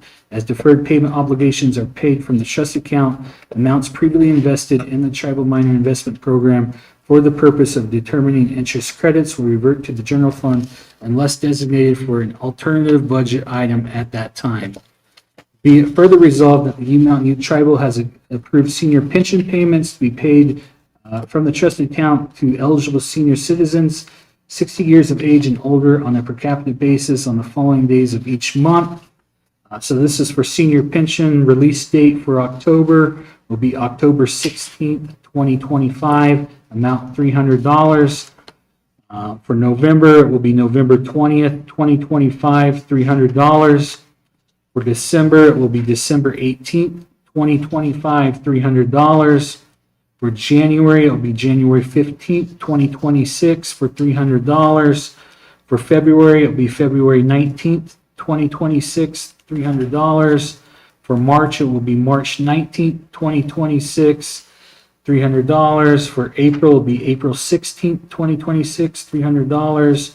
For May, it will be May 21st, 2026, $300. For June, it will be June 18th, 2026, for $300. For July, it will be July 16th, 2026, $300. For August, it will be August 20th, 2026, $300. For September, it will be September 17th, 2026, $300. No advances on senior pension or on per capita funds. And then just be it further resolved that the foregoing distribution plan is further established and operate to promote the general welfare, self-determination, culture, and tradition of the tribe, and to enhance the promotion of health, education, and self-sufficiency. As such, the foregoing distributions are further intended to qualify under the Weenooch Assistance Act and the Tribal Welfare Exclusion Act of 2014 as applicable. Be it finally resolved that the Ute Mountain Tribal Council authorizes the chairman to sign this resolution and is further to take such action as may be necessary to carry out the intent of this resolution. Thank you, Ron, Scott. This resolution comes before the Tribal Council today, per capita resolutions for fiscal year 2026. It does have in this resolution the per capita, the children's clothing money into July 24th, also the senior pension. Any questions, council members? Vice Chair. Thank you for that, Mr. Chairman. Thank you, Ron, for that breakdown of what this resolution consists of and some of the programs that are there. This is a very difficult process to go through when we go through this process annually. And really breaking it down, I know we really wanted to adhere to what everybody was saying out there, was really looking after the elders in that aspect, because they're not able and willing to work as much as a person that is not considered an elder. So as we break this all down, I just want the tribal membership to know that the elders, you get the most, you reap the most of these benefits that are here. I know I hear elders say it's only $300 a month, but when you have $300 a month for 360 elders, that adds up to almost $1.3 million just for senior pension. And then you look at the per capita part of it, all the elders 60 and older are included in that too, and that's another $1,200 you get for the year. So the elders, you get $4,800 out of all of this per capita funding that's here 60 and older. So I just wanted to put that out there and let everybody know, who gets the brunt of this. And we're adhering to a lot of our tribal members' requests or concerns to look after our elders. So we're just doing what the tribal membership are saying out there. $300 a month for 360 elders. That's either on the reservation or off the reservation. And that number is continuously starting to grow as we saw our list this year. And it grew substantially. So again, I just wanted to put that out there with that. You guys get $3,600 a month for the pension throughout a year. That adds up to about $1.3 million. For the per capita, there's a 2,023 members, and we all get $100 a month. So that's $1,200 for the fiscal year that everybody gets, whether they're young or old. So that comes up to a $2.4 million cost. Then we got 130 seniors that received the $500 one time through the senior program, which adds up to about $65,000. And then we got 309 kids that get the clothing money that are enrolled, and that adds up to $154,000. So with this budget that we had was a $3.9 million budget, and we had to make sure that we did everything in the best way possible to try and keep the programs consistent. But it becomes more of a reality check when we go out there, and everybody handling their responsibilities as a grown adult. I see a lot of the elders are having everything laid back on them. And it shouldn't be like that. Anybody 18 and over should be able to contribute to any of the expenses that are within their household there, whether that's a housing payment, whether that's an electric payment, whether that's maybe a car payment that the family utilizes. We've all got to be considerate. We've all got to be considerate of our households and making sure that we contribute to all of these things here. And I say this as a firm believer because I lived off the reservation for 25 years of my life. And you don't pay these things, you're evicted. Your electricity gets turned off. Your car gets repoed. So we've been really a giving tribe, and really trying to sustain our membership and really helping them out the best way that we could. So we do this in a respectful way to move forward and look after everybody. So it's not that we're not looking after everybody. It's using what we got at the moment in time and portraying it out to the membership the best way possible. So I encourage everybody. Our job listings are substantial out there, whether it's through the tribal government or whether it's through the enterprises that are out there. We've got to really start being self-sustainable now. You're seeing it with the inflation in this administration that's in place right now. President Trump and the unprecedented times that we're going through, all these cuts. We're seeing food stamps really becoming an issue now, and the qualifications that you need to do food stamps, and even HUD. We're seeing that. So, things aren't going to change in the next couple of years. So we have to really prepare ourselves. And unfortunately, we weren't able to sustain utilities this year just because of that fact. Unfortunately, we should have given a little better awareness out there, but we're saying it now.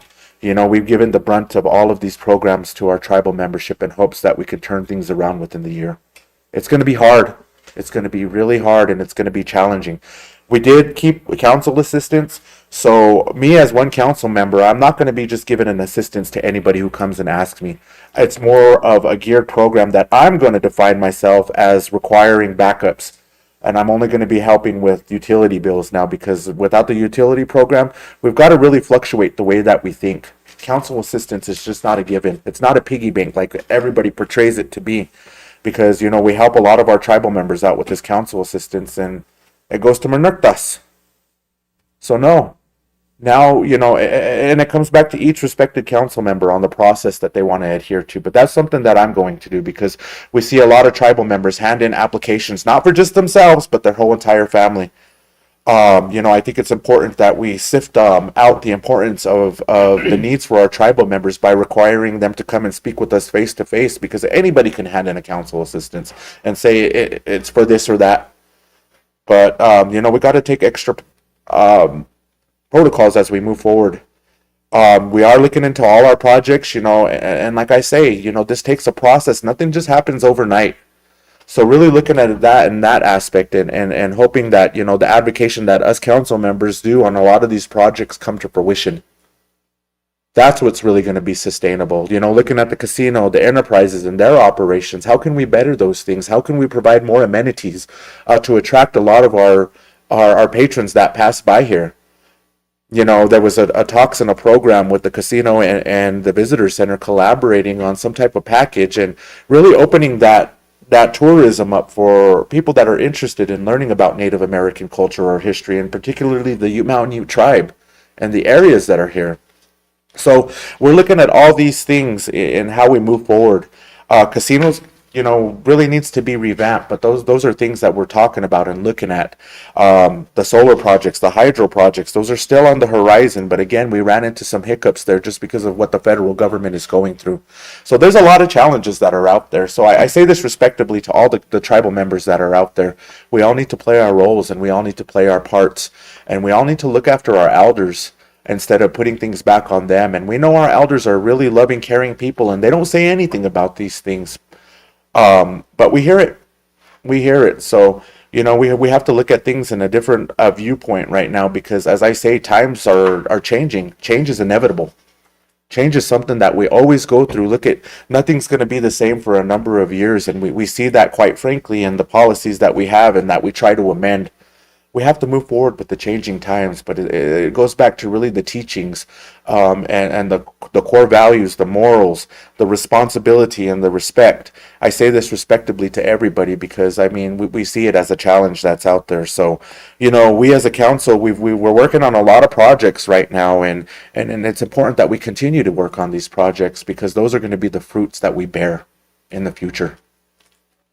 So doing that, I just wanted to put that out there and clarify where a lot of this money is going to, and it's our elders, because we've come to the consensus and the understanding that we need to take care of them. We need to take care of them. There might be some other changes coming down the road where per capita might not even be there, where we have to reinvest in all of these things, and that comes from poor decision making that was years ago, with things that could have definitely benefited us. But we all played a role there. So we can't sit here and do the blame game and point fingers at one another. We have to just suck it up and see how we move forward with a lot of these endeavors that are at the forefront.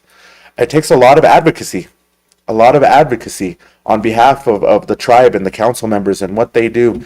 This isn't just a job where you go on travel and you do these things, because we've got to go on this travel to really talk to people that are going to be able and willing there to help the tribe, because nobody's just going to come to our doorstep and say, "Oh, does U Mountain Ute tribe need any help?" No, that's where we come into play here as council members. So, like I said at the Shoshone reunion, respect your tribal leaders.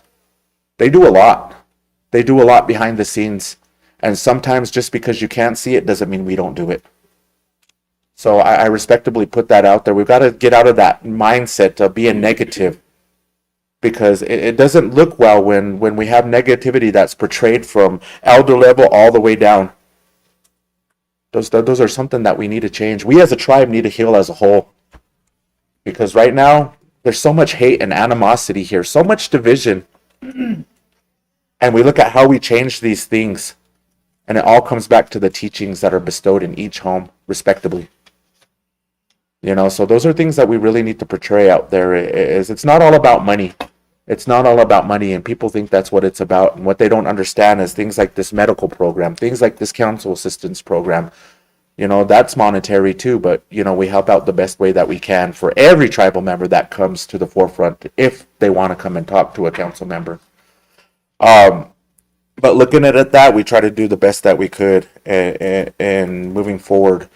We got some great things that I think are coming. We did a detachment from the travel center to the casino, and we're hoping that projections for that are more on a positive rate. Maybe they might just be up there and competitive with all of the enterprises that we have with their contributions and revenue to the tribe. So really looking at that, and building better than what we have now. And that's what it's all about, is just bettering ourselves as a tribe, and just remembering it's not all about money. It's about the programs and the projects that we have to service you, the tribal members. So again, I say that. Thank you, council members, for attending the budget meetings.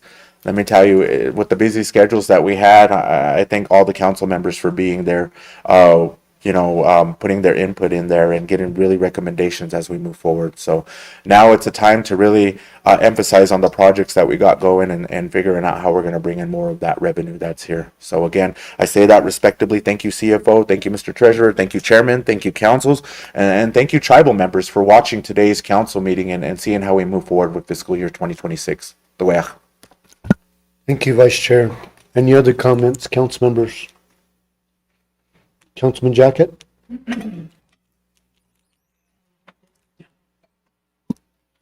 Mike Nucci, this morning, we're talking about the per capita.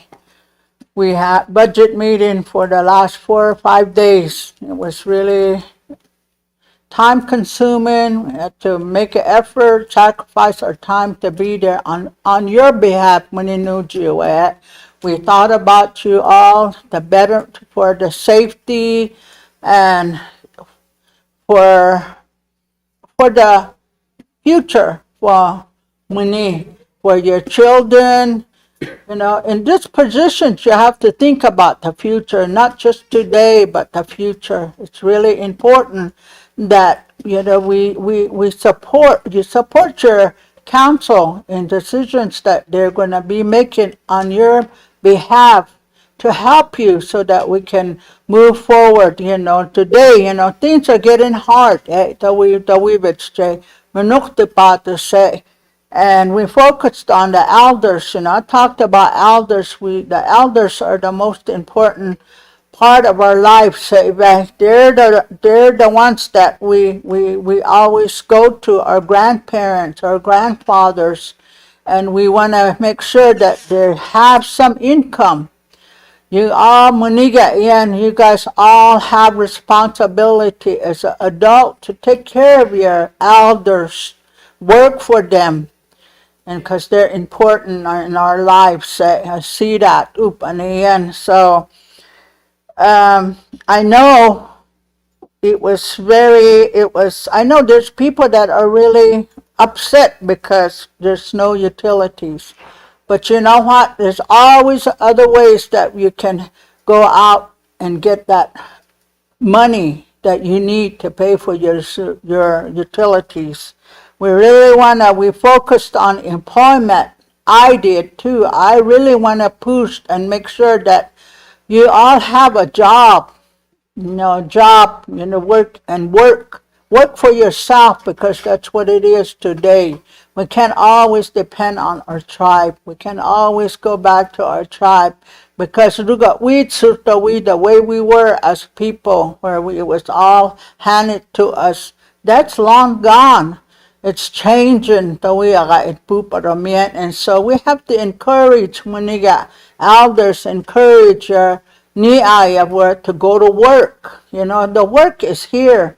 There is jobs. If only you can, go for it, apply for it, because we're all here to support you on that too, in those different areas, employment. That's really important, because we are working on, there's all different projects that are coming up, and are listening to it, and I hope that what they've been working on. And the casino too. Casino is one of our money-making business too. It brings in revenues, but however, there's certain parts of it that needs to be we have to pay for certain things when we're going into business. So that's where they're at when we got the casino. And their casino really needs to work with our people too, to employment. And that's what I really reinforced and brought that to their attention through our budget meetings, that we do need to support our people working. One of the things that I really brought up was the EAP. We really need to push that so that the people that are working can stay working, going through that program, instead of getting fired or laid off. I like to see the EAP move, have a good support from the council. Right now, we don't have that, because you hear that people are getting laid off or fired or whatever because of issues that they may have in their job placement. But we want to make sure that you people got that work. You're going to stay there and work with the help through the EAP. Also,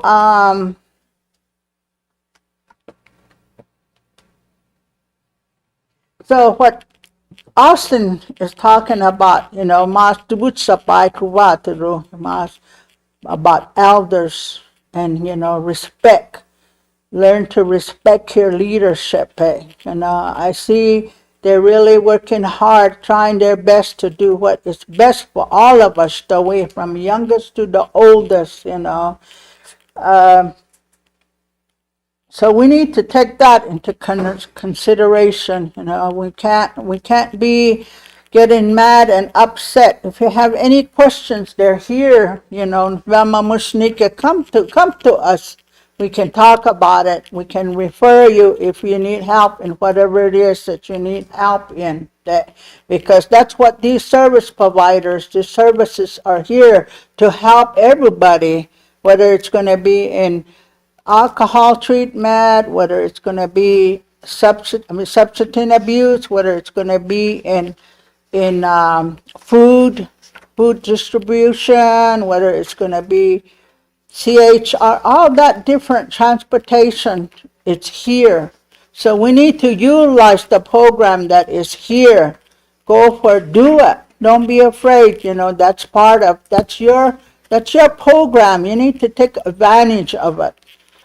So nobody can't say, "Guts, you're not qualified for any." You are. So I'm encouraging you all to go to those different services, get the help you need. So that's all I can say. That. Hope you're all listening this morning to all what's been discussed. I came in new and just listening to this project that was brought up on that CKP. That's something really. It's different. It's interesting. It's a project. It's an insurance. Now I'm gonna try to learn more about it, what it entails. And that's what we need to do is, as a leaders, we really need to be involved in these different projects, be there, see how it's going, where it's going, how can the tribe benefit, how can we all benefit from this, what projects that are being brought forward to us. So I just want to say that. Thank you, Councilman Jacket. Any other council members have any comments on this first resolution? Seeing and hearing none, today this resolution comes before you today for the per capita resolution for fiscal year 2026. It also identifies the children's clothing money in August or July 24th is when it will be distributed, and also the senior pension of $300 for 60 years and older. Is there any action to move forward with this resolution today? There is a motion. I'll second. There's a second.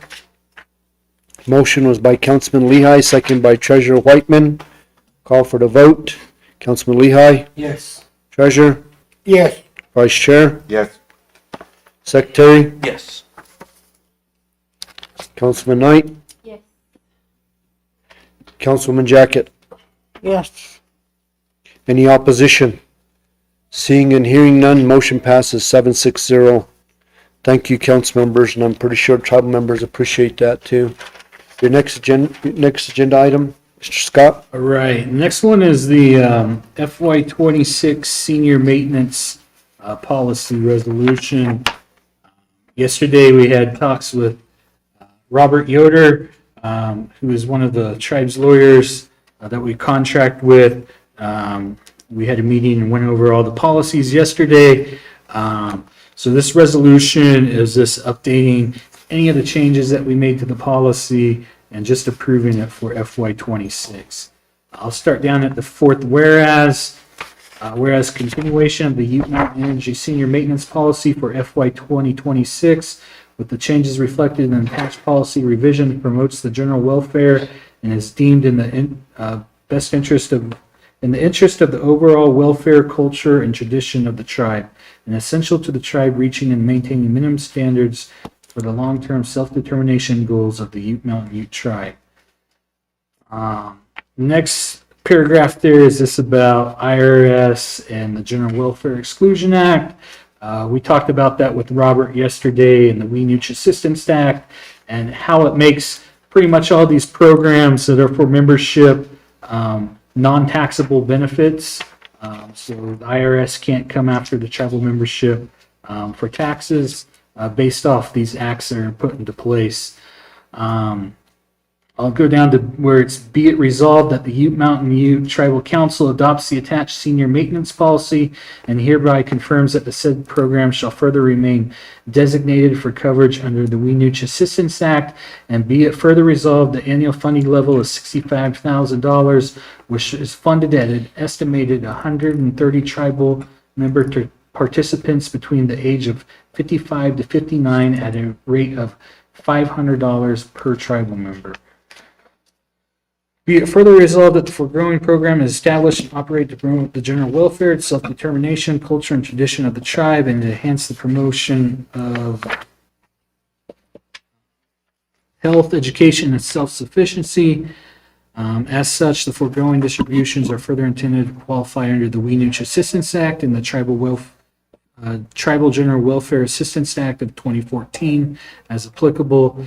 Any assistance that does not qualify for a specific tax exclusion under Title 26 or Title 25 of the United States Code, or otherwise satisfy the requirements for tax-free treatment under the Tribal General Welfare Exclusion Act of 2014, including guidelines under the Weenooch Assistance Act, where applicable, will be reported as taxable benefits.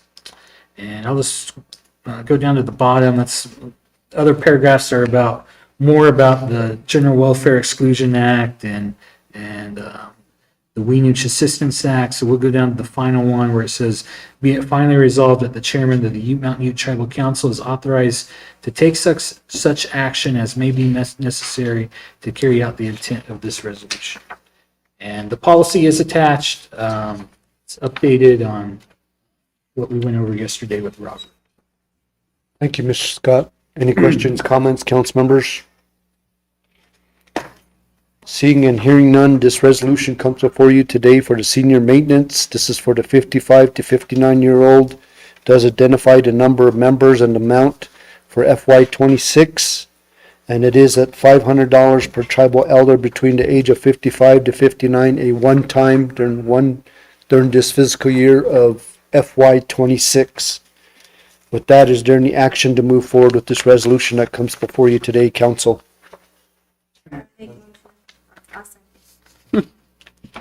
There is a motion. There's a second. Motion was by Secretary Jacket, second by Councilman Knight. Call for the vote. Secretary? Yes. Councilman Knight? Yes. Vice Chair? Yes. Treasurer? Yes. Councilman Jacket? Councilman Lehigh? Yes. Any opposition? Seeing and hearing none, motion passes 7-6-0. Thank you, council members and the seniors between 55 59. Appreciate it. Your next resolution. All right, next one is the FY26 Emergency Cultural Traditional Assistance Policy. I'll start down here at the fourth whereas. It says, whereas continuation of the Ute Mountain Emergency Cultural Tradition Activity Assistance Policy for FY26, with the changes reflected in the attached policy revisions, promotes the general welfare and is deemed in the interest of the overall welfare, culture, and tradition of the tribe and essential to the tribe, reaching and maintaining minimum standards for the long-term self-determination goals of the Ute Mountain Ute tribe. Again, I'm going to skip that next paragraph as that talks about the General Welfare Exclusion Act and IRS. Be it resolved that the Ute Mountain Ute Tribal Council adopts the attached Emergency Traditional Activity Assistance Policy and hereby confirms that the said program shall further remain designated for coverage under the Weenooch Assistance Act. Be it further resolved, the annual funding level is $35,000, which would include annual and seasonal activities for qualifying emergencies only. Be it finally resolved that the chairman of the Ute Mountain Ute Tribal Council is authorized to take such action as may be necessary to carry out the intent of this resolution. This policy we did go over with Robert yesterday and updated also. It's also attached. Thank you, Mr. Scott. Is there any questions or comments, council members? Seeing and hearing none, this resolution comes before you today. This is the Emergency Cultural Traditional Assistance Policy. This amount that's in here at the funding level of $35,000. This also includes the traditional uses that we have written into this resolution. If there is no more questions or comments, is there any motion to go ahead and move forward with this culture assistance policy? Chair, I made motion. There is a motion. Is there a second? There's a second. Thank you, ladies. Motion was made by Councilman Knight, second by Councilwoman Jacket. Call for the vote. Councilman Knight, Yes. Councilwoman Jacket, Yes. Vice Chairman, Yes. Treasurer, Yes. Secretary, Yes. Councilman Lehigh. Yes. Any opposition? Seeing and hearing none, the motion passes 760. Thank you, council members. Your next agenda item. Right, next one is the council assistance policy resolution for FY '26. See, I'm gonna start down at the sixth whereas. It says, whereas continuation of the said policy, now known as the Ute Mountain Ute Emergency Council Assistance Policy for FY '26, with the changes reflected in the attached policy revisions, promotes the general welfare of the tribe and is deemed in the interest of the overall welfare, culture, and tradition of the tribe, and essential to the tribe reaching and maintaining minimum standards for the long-term self-determination goals of the Ute Mountain Ute tribe. Skip that next one. It's on GWE again and Greenwich Assistance Act. Go to page 2 at the top. It says, whereas the Tribal Council will conduct a mid-year review of all programs in light of the proposed IRS guidance and consultation process referred to above. Be it resolved that the U Mountain Tribal Council adopts the attached emergency assistance policy and hereby confirms that the said program shall further remain designated for coverage under the Weenooch Assistance Act. Be it further resolved, the council assistance will be funded for 1 month, $35,000 or $350,000 over 10 months through July of the fiscal year at a maximum of not to exceed $1,000 per any adult. And be it finally resolved that the chairman of the Ute Mountain Ute Tribal Council is authorized to take such action as may be necessary to carry out the intent of this resolution. Thank you, Mr. Scott. Any other questions or comments, council members? Seeing and hearing none, this resolution comes before you today for FY '26 Emergency Council Assistance Policy. As the Vice Chairman mentioned, this is an emergency council assistance. And this is to help out the tribal members in case they need help in some areas. With that, is there any action to move forward with this, council members, as it comes before you today for FY '26? Motion, Chairman. There's a motion. Is there a second? Second. There's a second. Motion was by Councilman Lehigh, second by Secretary Jacket. Call for the vote. Councilman Lehigh, Yes. Secretary, Yes. Vice Chair, Yes. Treasurer, Yes. Councilwoman Knight, Councilwoman Jacket. Yes. Any opposition? Seeing and hearing none, motion passes 760. Thank you, council members. Your next agenda item? Next one is the emergency medical policy resolution for FY '26. I'll start down at the fourth whereas. It says, whereas continuation of the Ute Mountain Emergency Medical Assistance Policy for FY 2026 with the changes reflected in the attached policy revisions is deemed in the interest of the overall welfare, culture, and tradition of the tribe and essential to the tribe reaching and maintaining minimum standards for the long-term self-determination goals of the Ute Mountain Ute tribe. I'm going to skip the next whereas. I'll go down to the second. Be it resolved. Be it resolved that the Ute Mountain Tribal Council adopts the attached emergency medical assistance policy and hereby confirms that the said program shall further remain designated for coverage under the Weenooch Assistance Act. And be it further resolved that the annual funding level is $380,000, which would be equal to $31,666 per month for qualifying emergencies only. And be it finally resolved that the chairman of the Ute Mountain Ute Tribal Council is authorized to take such action as may be necessary to carry out the intent of this resolution.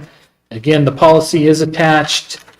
We did go over it with Robert Yoder yesterday. The funding amount is still $500 for the medical.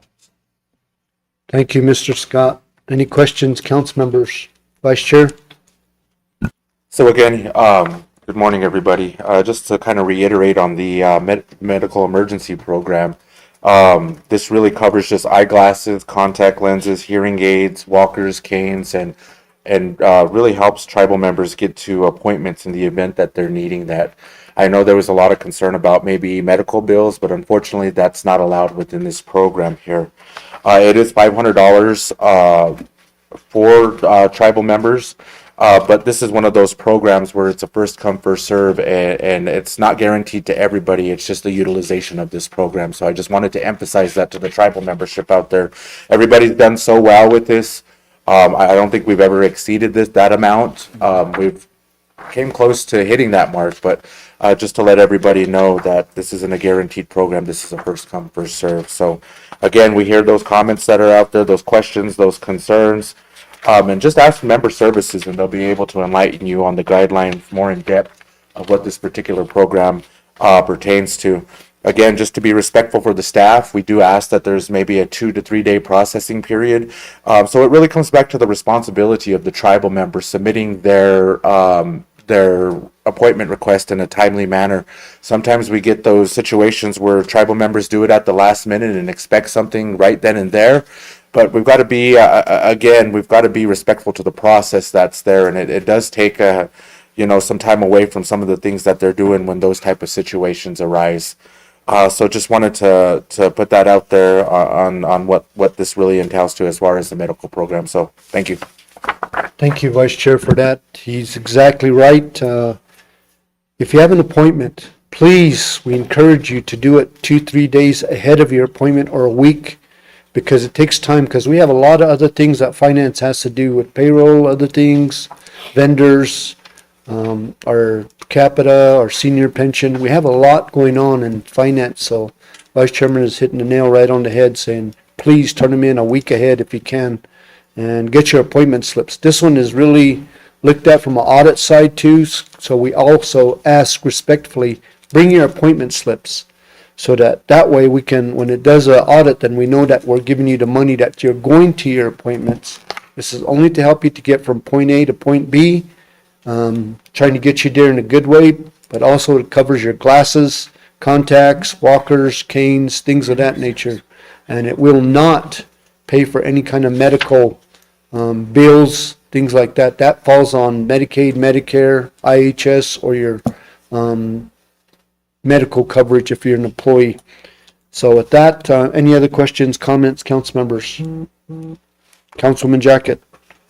I just want to clarify that this is going through member services. Correct. Okay, so if you need any additional information, you can contact member services. It'll tell you, it'll give you the information on, especially on the rate and the location. They have a location chart where you can, how much you can get if you're gonna go from Toyoak to Shiprock, or from Toyoak to Farmington, all the different locations that you need medical needs. It has a list of amount that you can take when you go to these different areas for medical needs.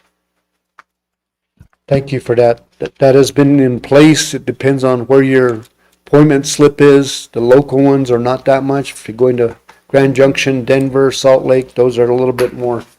But the max that you can get is about 300, like for during Denver or Salt Lake, Albuquerque. Grand Junction is about 200. So there is a scale based on radius and mileage from where you're from White Mesa or Toyoak. So thank you for that, Councilman Jacket. Any other questions, comments, council members? Vice Chair? I just want to reiterate to the tribal membership that it's really important that you submit your appointment follow-up form, because that will deem you ineligible for any future funding if you do not submit that to member services. So they're really adamant about that. They're really trying to encourage tribal members to return those little slips that are attached to their check again, you don't turn those in, you're not going to be eligible for a next appointment per diem if that's the case. So just wanted to throw that out there. Thank you. Thank you, Vice Chair. Any other questions, comments, council members? Seeing and hearing none, the emergency medical resolution comes before you today for this FY26. Is there any action to move forward with this at this time? So move, Mr. Chairman. There is a motion. Is there a second? There's a second. Thank you. Motion was made by Vice Chairman Turtle, second by Councilman Jacket. Call for the vote. Vice Chair, Yes. Councilman Jacket, Yes. Treasurer, Yes. Secretary, Yes. Councilman Knight, Yes. Councilman Lehigh. Yes. Any opposition? Seeing and hearing none, motion passes 7-6-0. Thank you, council members. Your next agenda item. All right, next one is the bereavement assistance policy resolution. I'm gonna start down there at the fifth whereas. It says, whereas continuation of the Ute Mountain Tribal Bereavement Assistance Program for FY 2026 with the changes reflected in the attached policy revision promotes the general welfare of the tribe and is deemed in the interest of the overall welfare, culture, and tradition of the tribe and essential to the tribe reaching and maintaining minimum standards for the long-term self-determination goals of the Ute Mountain Ute tribe. Next one there is the GWE again with IRS. Go to page 2. It says, be it resolved that the Ute Mountain Tribal Council authorizes the FY 2026 continuation of the Ute Mountain Tribal Bereavement Assistance Program and hereby confirms that the said program shall further remain designated for coverage under the UMUT Assistance Act. And let's go, be it finally resolved that the chairman of the Ute Mountain Ute Tribal Council is authorized to take such action as may be necessary to carry out the intent of this resolution. Thank you, Mr. Scott. Any questions or comments? Vice Chair. So, thank you, Mr. Chairman. Thank you for that, Ron. So this is something that we really discussed, and we did make some alterations to the bereavement policy because we wanted to make sure that it was a fair policy for everybody that was there. So one of the concerns that we really ran into this year was cremation.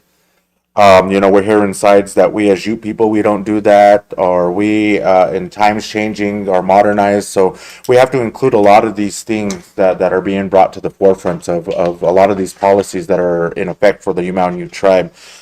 So with this bereavement policy, again, with the bereavement policy, if you owe any outstanding debts to the tribe, we're still going to continue to collect the $3,000 on top of what's there within the bereavement policy. And that goes back to any debts, whether it's payroll, auto, propane, things in that manner. So we want to make sure that the tribe recoups a little bit of something as we move forward. And that's been a given throughout all these years, that's been a practice that the tribe's done. So we want to make sure that we continue with that.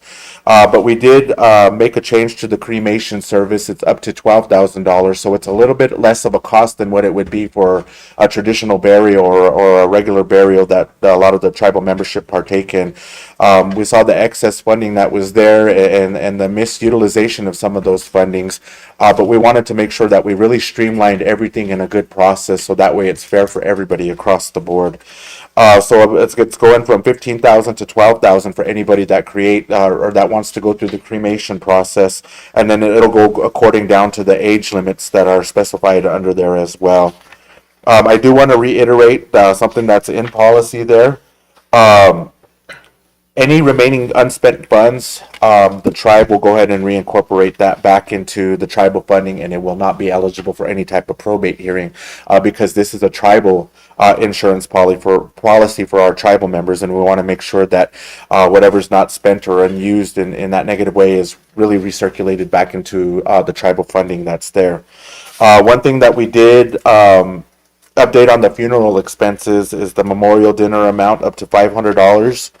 And really making sure that, we help on that level there too. But just going accordingly throughout everybody's got a responsibility when we put our loved ones away. It's a time to tap into family togetherness and really trying to emphasize on that and how it's important to to support one another as families. We know that sometimes tribal members don't really agree on times like this, but we shouldn't be like that as we move forward and relaying our loved one to rest, but really honoring their wishes and respecting them. In that way, our loved ones would not really love to see any of us fighting for those type of situations. So, I mean, we just got to be respectful as we move forward. We did do cremation expenses. Again, with the funeral home cost, we did see that the average cost for a cremation is $6,000.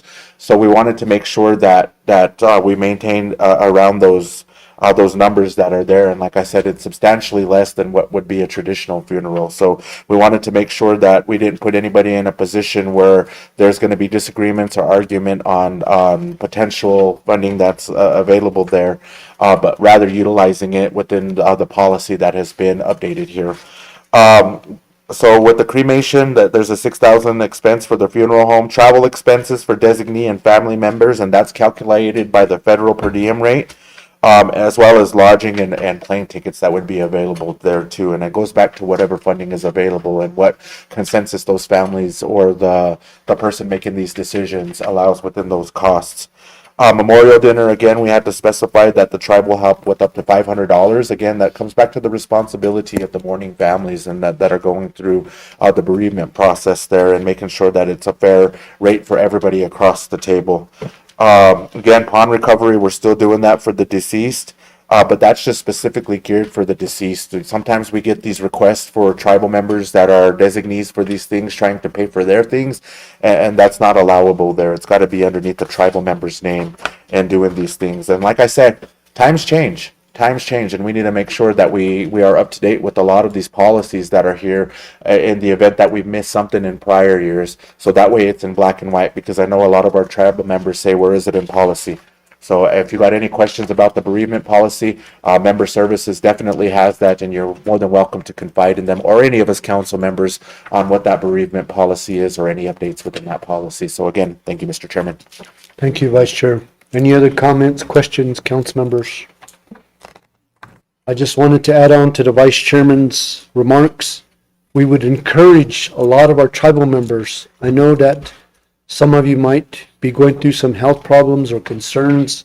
Wills, please, if you have time to do a will, do a will.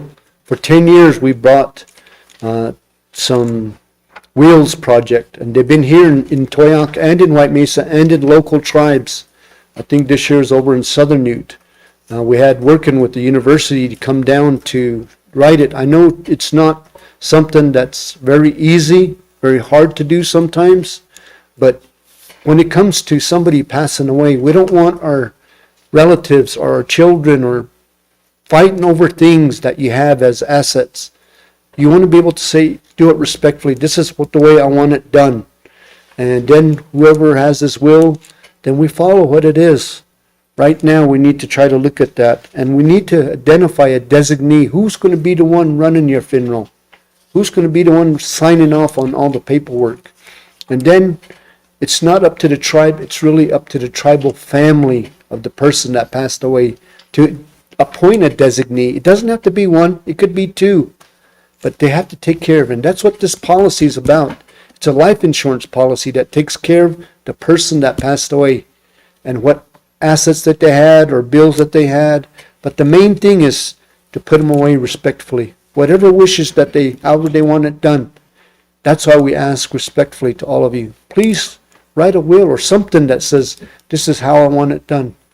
So, nu chitaru, munivchu.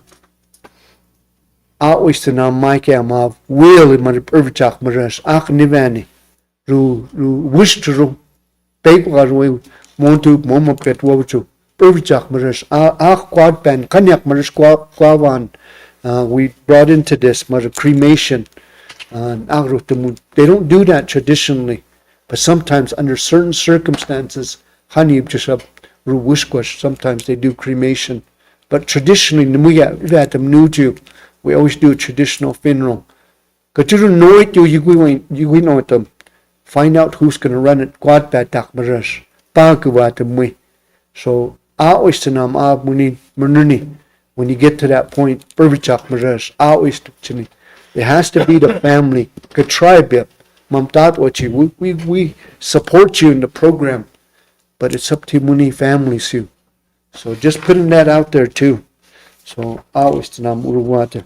So with that, this resolution comes before you today, council members. Any more questions, comments on this? Seeing and hearing none. Resolution comes before you in reference to the 2026 bereavement assistance program. It is broke down by age group and amounts for funeral, and it's also including a new area based on the resolution for cremation.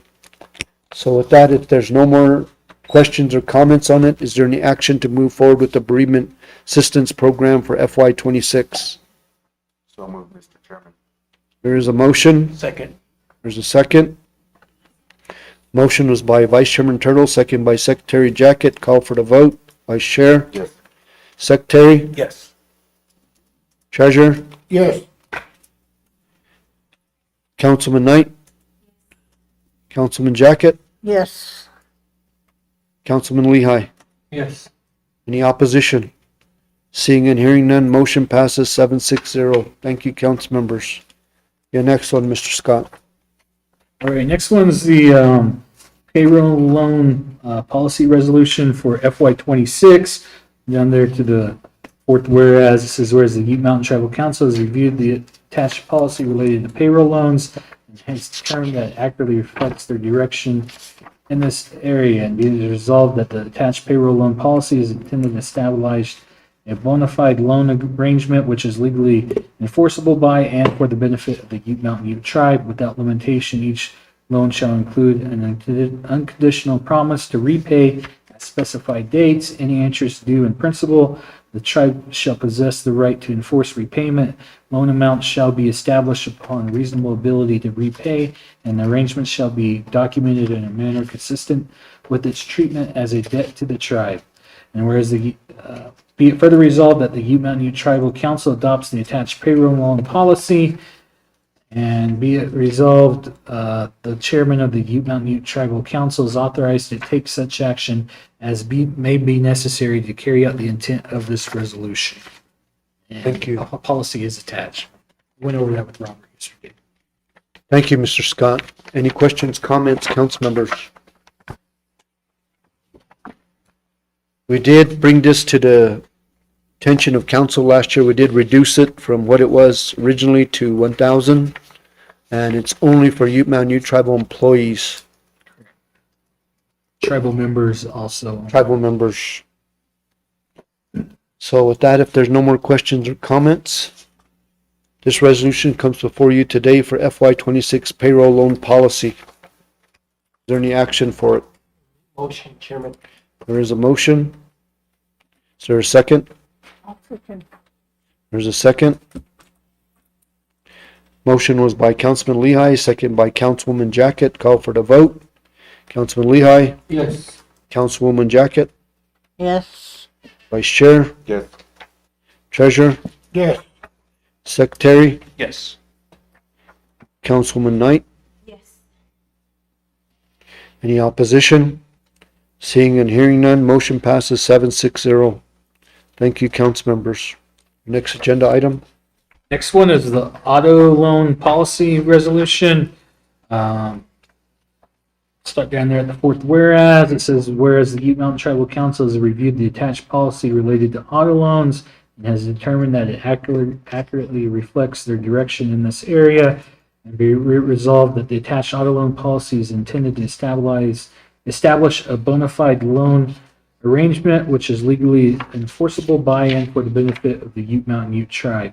Without limitation, each loan shall include an unconditional promise to repay at specified dates any interest due in principal. The tribe shall possess the right to enforce repayment. Loan amounts shall be established upon reasonable ability to repay, and the arrangement shall be documented in a manner consistent with its treatment as a debt to the tribe. Be it further resolved that the Ute Mountain Tribal Council adopts the attached auto loan policy, and be it resolved the chairman of the Ute Mountain Ute Tribal Council is authorized to take such action as may be necessary to carry out the intent of this resolution. Thank you, Mr. Scott. Any questions, comments, council members? Seeing and hearing none, this has also been in play for a while, and we did reduce it a while back, and the current auto loan policy is up to a maximum of $500. And this is also for tribal employees, tribal member employees. So with that, if there's no more questions or comments, is there any action to move forward with the auto loan program for FY26?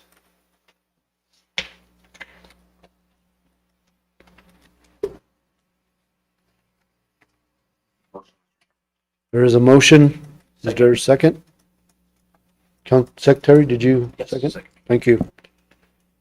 Okay, motion was by Vice Chairman Turtle, second by Secretary Jacket. Call for the vote. Vice Chair, Yes. Secretary, Yes. Treasurer, Yes. Councilman Knight, Yes. Councilman Jacket, Yes. Councilman Lehigh. Yeah. Any opposition? Hearing none, motion passes 760. Thank you, council members. Next agenda item. Next one is the income guidelines policy resolution. So you guys have the resolution. Robert was actually reworking on the numbers for the policy, like he said yesterday when we got done talking to him. He emailed it to me when CKP was giving their presentation. So I had it printed and it was brought in. So this is the policy that goes behind that resolution. And,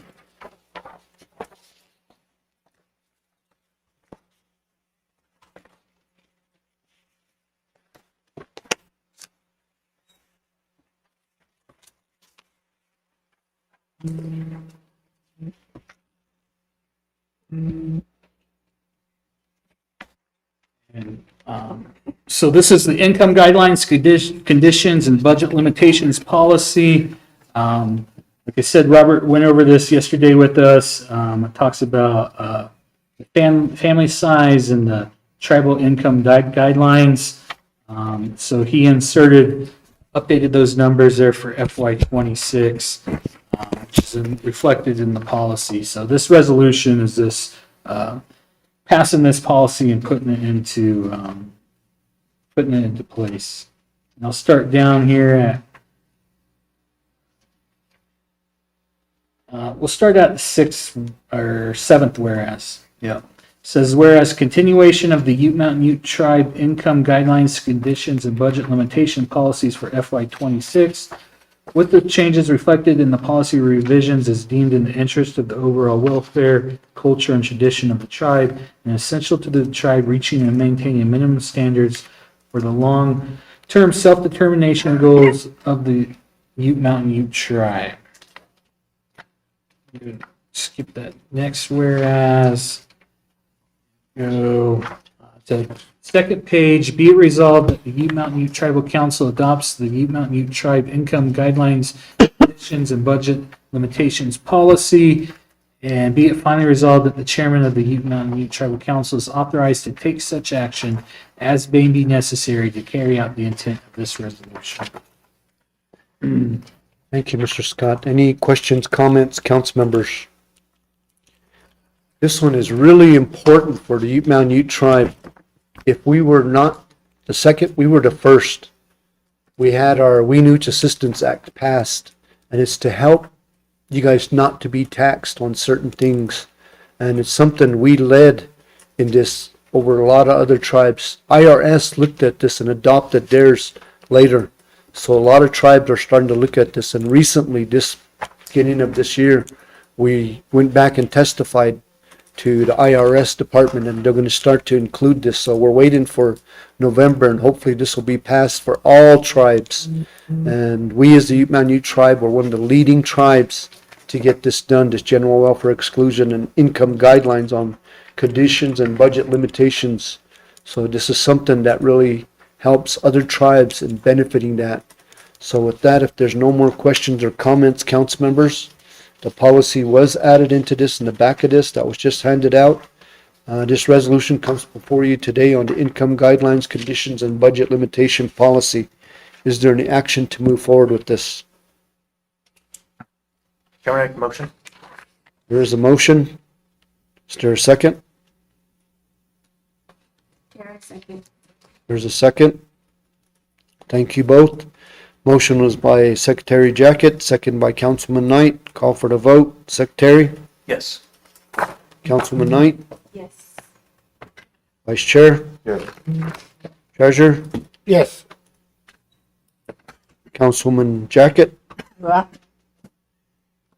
Councilman Lehigh? Thank you, council members. There is no opposition to this. Didn't hear any, so the motion passes 7-6-0. Thank you, council members. The next one? Right. Next resolution is the FY26 minor investment program reauthorization. This is reauthorizing the minor investment program. We talked a little bit about it in the per capita resolution where half the kids per capita will be invested in a minor investment account up to the amount of $4,000 will be held from the per capita until they reach 4,000. So this is just reauthorizing that investment program.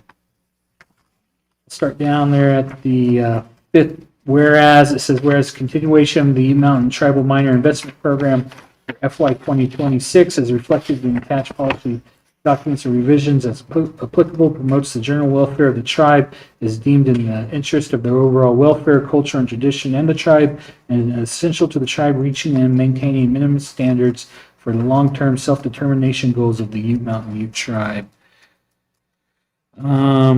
It says, whereas the Ute Mountain Tribal Council invests Ute Mountain Tribal Minor Investment Program funds in a separate investment account of the tribe for the purpose of assisting the tribe in meeting program goals, but for which the tribe at all times will remain the sole owner of the account and funds until distribution. No beneficiary shall have the right to demand, pledge, or alienate program benefits or receive any other current economic benefits with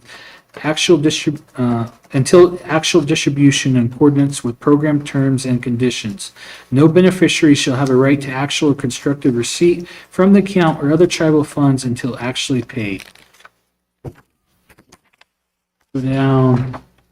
Be it resolved that the Ute Mountain Ute Tribal Council authorizes the FY 2026 continuation of the minor investment program as originally approved in resolution number 4629, and hereby confirms the said program shall further remain designated for coverage under the Weenuch Assistance Act FY 2026. I'll go down. Be it finally resolved that the chairman of the Ute Mountain Tribal Council is authorized to take such action as may be necessary to carry out the intent of this resolution. This also covers, I went blank there, the family plan investment for the minors also. So, Thank you. monies and family. Thank you, Mr. Scott. Any questions, comments, council members? This is for the minors and family plan program. Okay, with seeing none, this resolution comes before you today, FY 26 minor investment program reauthorization. Is there any action to move forward with this? Chair, I make a motion. There is a motion. Is there a second? Second, Chairman. There is a second. Motion was by Councilman Knight, second by Secretary Jacket. Call for the vote. Councilman Knight? Yes. Secretary? Yes. Vice Chair? Yes. Treasurer? Yes. Councilman Jacket? Councilman Lehigh? Position? Seeing and hearing none, motion passes 7-6-0. Thank you, council members. The last and final one? All right, the last one is the overall FY 26 tribal budget resolution. I don't know, you guys got that in your pack? Yeah. It was attached to the one you just went over. Yeah, Oh, okay. it was double. Double, all right. I didn't, so I reprinted it. Let's see here. So this is the fiscal year 2026 tribal government budget approval. I'll start down at the third whereas the Ute Mountain Ute Tribe has had FY 2026 budget reviews over the past month. And whereas the Ute Mountain Tribal Council has passed under separate resolutions budget authorizations for FY 2026 member service programs. Those are the ones that we just passed. Whereas the Ute Mountain Tribal Council is now considering in the resolution approval of the total operating budget net of capital projects in the amount of $90,525,605. This includes budgets approved by separate resolution to reauthorize member service programs already approved for the year. And be it further resolved that the Ute Mountain Tribal Council has directed the source of funds for the approved budget shall be $68,331,252 from grants and contracts, $3,939,500 from tribal operating and per capita trust funds, $601,644 from economic development trust funds, $2,080,523 from resource settlement trust funds, and $15,572,686 from other revenues, including indirect cost recovery, investment earnings, casino equipment fees, current year enterprise distribution monies, and prior retained fund balances, some which are invested in Raymond James investment accounts. That 15 million, that's the general fund funds there. So that's what the 15 million is. It says, be it further resolved that the Ute Mountain Tribal Council authorizes funding of the fiscal year 2026 budget for operations of the Ute Mountain Ute Tribal Government through submission of the Economic Development Fund of fiscal year 2026 from the BIA Trust Funds, Public Law 100-585-9176, Colorado Ute Mountain Indian Water Rights Settlement Act of 1988 for a total withdrawal of $601,644. And be it further resolved, the Ute Mountain Tribal Council authorized funding of the fiscal year 2026 budget for operations of the Ute Mountain Ute Tribal Government's Natural Resource Departments through the submission of the Annis La Plata ALP resource funds for fiscal year 2026 from the Raymond James Investment Account, Colorado Ute Settlement Act Amendments of 2000, the 2000 amendments to the Colorado Ute Mountain Indian Water Rights Settlement Act of 1988, the act for a total withdrawal of $2,080,523. And now therefore be it resolved that the Tribal Council hereby approves the fiscal year 2026 budget. And be it finally resolved that the Ute Mountain Tribal Council authorizes the chairman to sign this resolution and further authorizes him to take such action as may be necessary to carry out the intent of this resolution. Thank you, Mr. Scott. This is the whole purpose of our meetings that we've had this month of September, and that's why we designate this month for budget hearings and looking at our overall operations. Although we fell in a deficit for a little while, we had to recover and figure out how can we look at the deficit we're in. So right now, the total amount for FY26 is $90,525,605 through this resolution. This takes us into the fiscal year of 2026. So really appreciate again the council. So with that, if there are any other comments or questions, council members, on this resolution? Seeing and hearing none, is there an action to move forward with this resolution that comes before you today for FY26, the tribal government budget approval? Motion, Mr. Chairman. There is a motion. Second, Chairman. There's a second. Thank both of you very much for that. Motion was by Vice Chairman Turtle, second by Secretary Jacket. Call for the vote. Vice Chair, Yes. Councilman Jacket, Yes. Treasurer, Yes. Councilman Knight, Yes. Councilman Jacket, Right. Councilman Lehigh. Yes. Any opposition? Seeing and hearing none, motion passes 7-6-0. Thank you, council. So with that, that concludes everything, Mr. CFO. That's all I have, yeah. Thank you. We have two more agenda items that we'd like to just bring up before we adjourn. First, I'd like to address Superintendent Hopkins. Please come up, introduce yourself to record, and do you have any updates for us? I know the national level, the possible shutdown is a big concern. Tell us your big plan on how things are going to work. Well, first of all, good morning, and sorry I didn't get your email or whatever.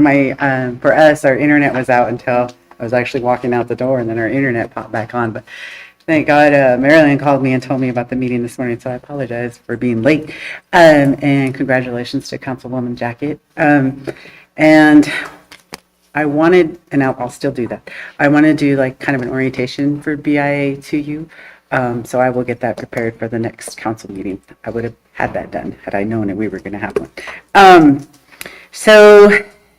We did meet with the youth shelter, reached out to social services Sandra McCook, and she had a meeting, gave her some suggestions on funding opportunities, and I emailed those to Marilyn because I didn't have Ms. Hatch's email, so she sent them for me.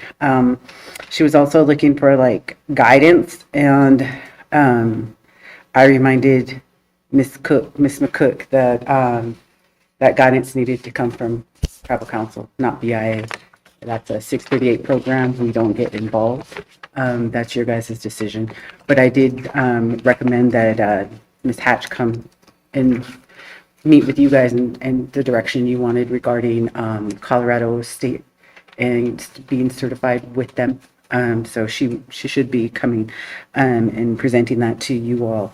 I also had to address, I don't even know who the family was that was trying to reach out to me regarding social services. I politely reminded him I don't get involved with social services program. That not only is 638 when it comes back to BIA, I still will not get involved.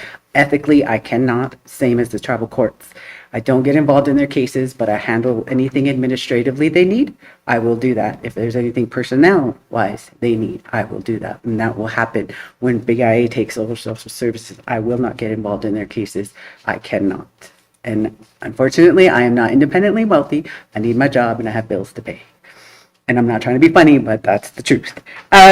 So JDC, I did a SOW for the replacement of the HVAC heating system. Unfortunately, our maintenance person his last day will be October 10th. So I did a statement of work for a project manager too, which will be an engineer contracted, because I don't think they've tried to get an engineer hired in this position and they never had any applicants. So that's how come it went down to a facilities operations specialist instead of a facility engineer. I need an engineer because we're going to be replacing that whole system. So I need a formalized engineer, at least, I said, for 3 years, for a couple years to let that run, let it make sure it's successful. If there's any glitches, I want a professional there to be able to address those so that I don't have to. So that is going through the system. They told me that it probably won't be awarded until January 1st. And then of course the shutdown, but I got that to them yesterday because they told me they can get it awarded this morning, at least get it they have a list. They have a IDIQ contract, an indefinite contract, that has a list of, I believe, about 11 vendors, engineering vendors, that they can send that to. So hopefully they sent that this morning. If my internet was up, I'd have an answer for you. But I will follow up on that. I'm still following up on the trespass issue since Realty won't address it. So I'm following up on that with the solicitor's office. They did ask me if you had any additional information. I told them not at this time, no, but what are we doing? So the solicitors put that on their agenda. We were supposed to meet yesterday, but our acting RD is on leave, and so Mr. Baldigills is on leave. He went back to Nashville, and so acting RD is Layla Cascala. She didn't want to address it, so she canceled the meeting. Then they canceled the superintendent's meeting this morning too, so I'm not sure what's going on with them. But anyway, we did have a town hall with Mr. Mercier. I could be saying his name wrong. I don't know. Is it Mercier? That's bad. He's our big boss, but I don't know. But he actually got on the town hall and told us that the RIF that they're threatening won't affect BIA due to our trust responsibility, just like we were exempt from the initial, even though it did affect two of my employees, we did end up bringing them back and they did get paid administrative leave for the last time, but he said that won't happen this time. Your IMDAs, real quick, I just wanted to, you guys can handle however you want to, but at a minimum, to consider a package complete, I need a resolution, I need NEPA done, and a bond. If you want to submit your IMDAs, it needs an EA as a minimum. A lot of people reference a 2014 CADEX document that happened with this tribe. I don't know how that happened because minimum it has to be an environmental assessment. So they utilized a 1993 reservation wide in 2014 that was 21 years old. So I don't know how they did that, but for moving forward, it will be at a minimum of an EA. And your bond, I cannot tell you what amount, but that is up to your guys' choice. But those three things, if I had those three things when your energy director submitted them to the BIA, your Indian mineral development agreements would go a lot faster. Just an FYI, but I'll handle it however you want me to. It's real funny. Our aviation personnel, the fire guys that gave me tribal all summer long, they want to stay past the 12/31/25 deadline. Initially, I agreed, but I did give pushback and said I needed to have your guys' input because since you guys are taking back social services, I need a place for them. Our space is limited. So I told them that they needed to be removed from the place they're at. They asked if they could go up to the fire hall. We only have one office. And they said they would share that office, which I said that's not acceptable. I said they can stay, but the minute I know of an EOD date, I don't know where they go, but they're going to have to go because with the tribe taking back the social services, that's a priority. That's the priority.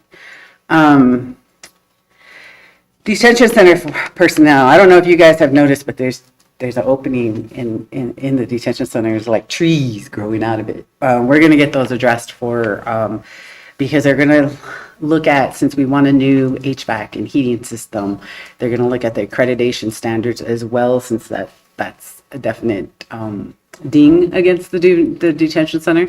So that triggered, unfortunately, an accreditation site visit that will probably happen in the spring sometime. So we want to get it cleaned up and try to get whatever we can working before the accreditation personnel show up.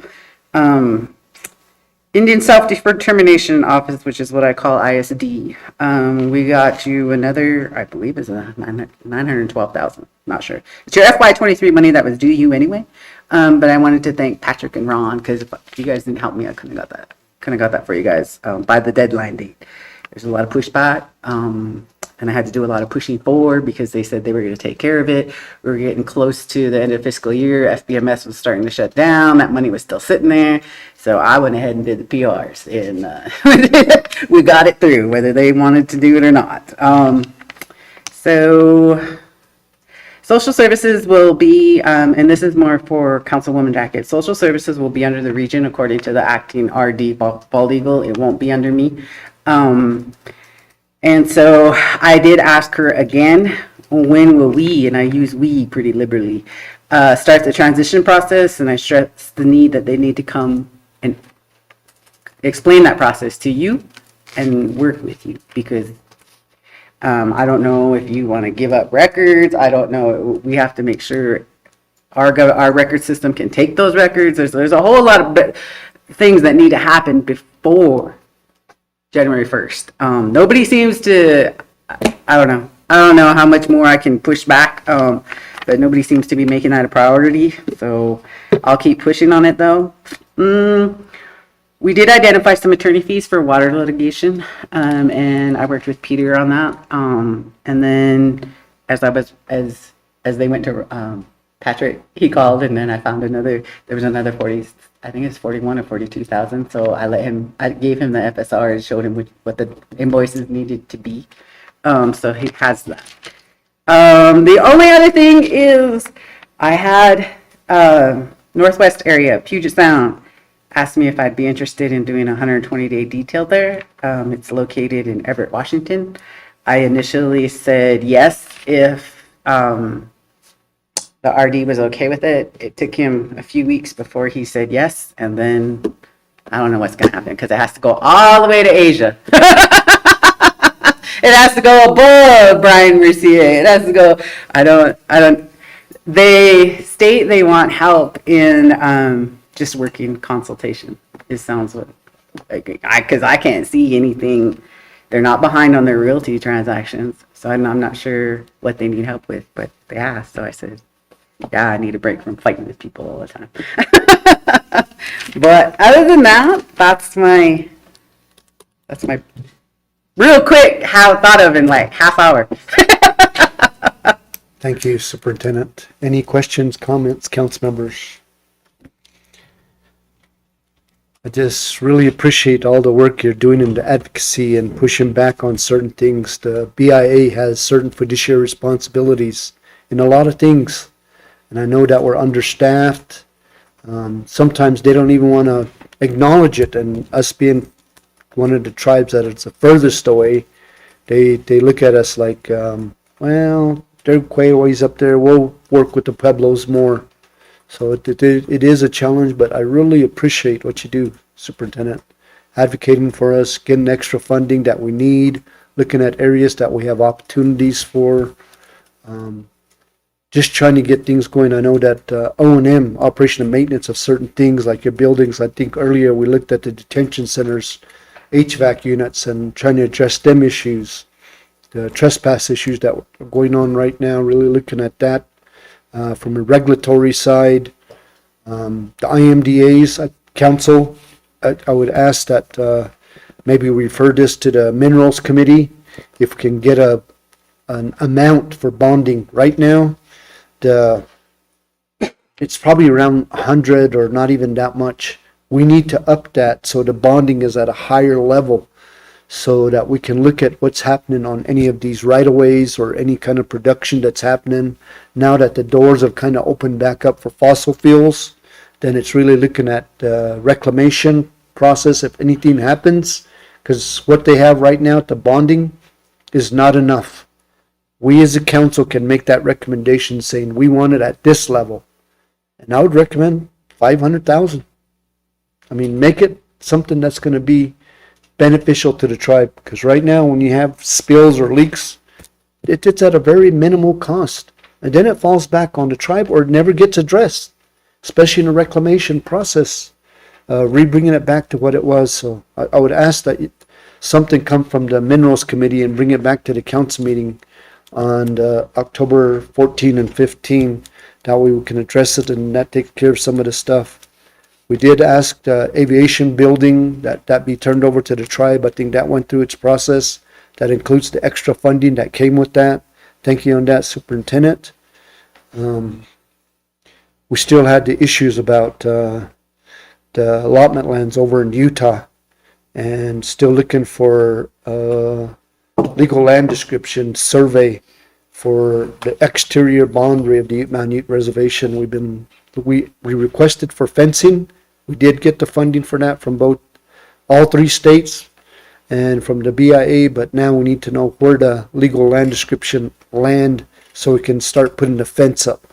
We still have feral horses that are coming across down at San Juan River, so still want to try to address that issue. We're willing to work with Navajo Nation on how we can resolve that and identify that fence line so we know where the boundaries are. And they too need to take responsibility as Navajo Nation. It's not always going to have to land on Ute Mountain to do that. So appreciate everything you've done. Anything else, council members, for Superintendent? Secretary? Thank you, Chairman. The state bond right now is $500,000, so we can jump on that.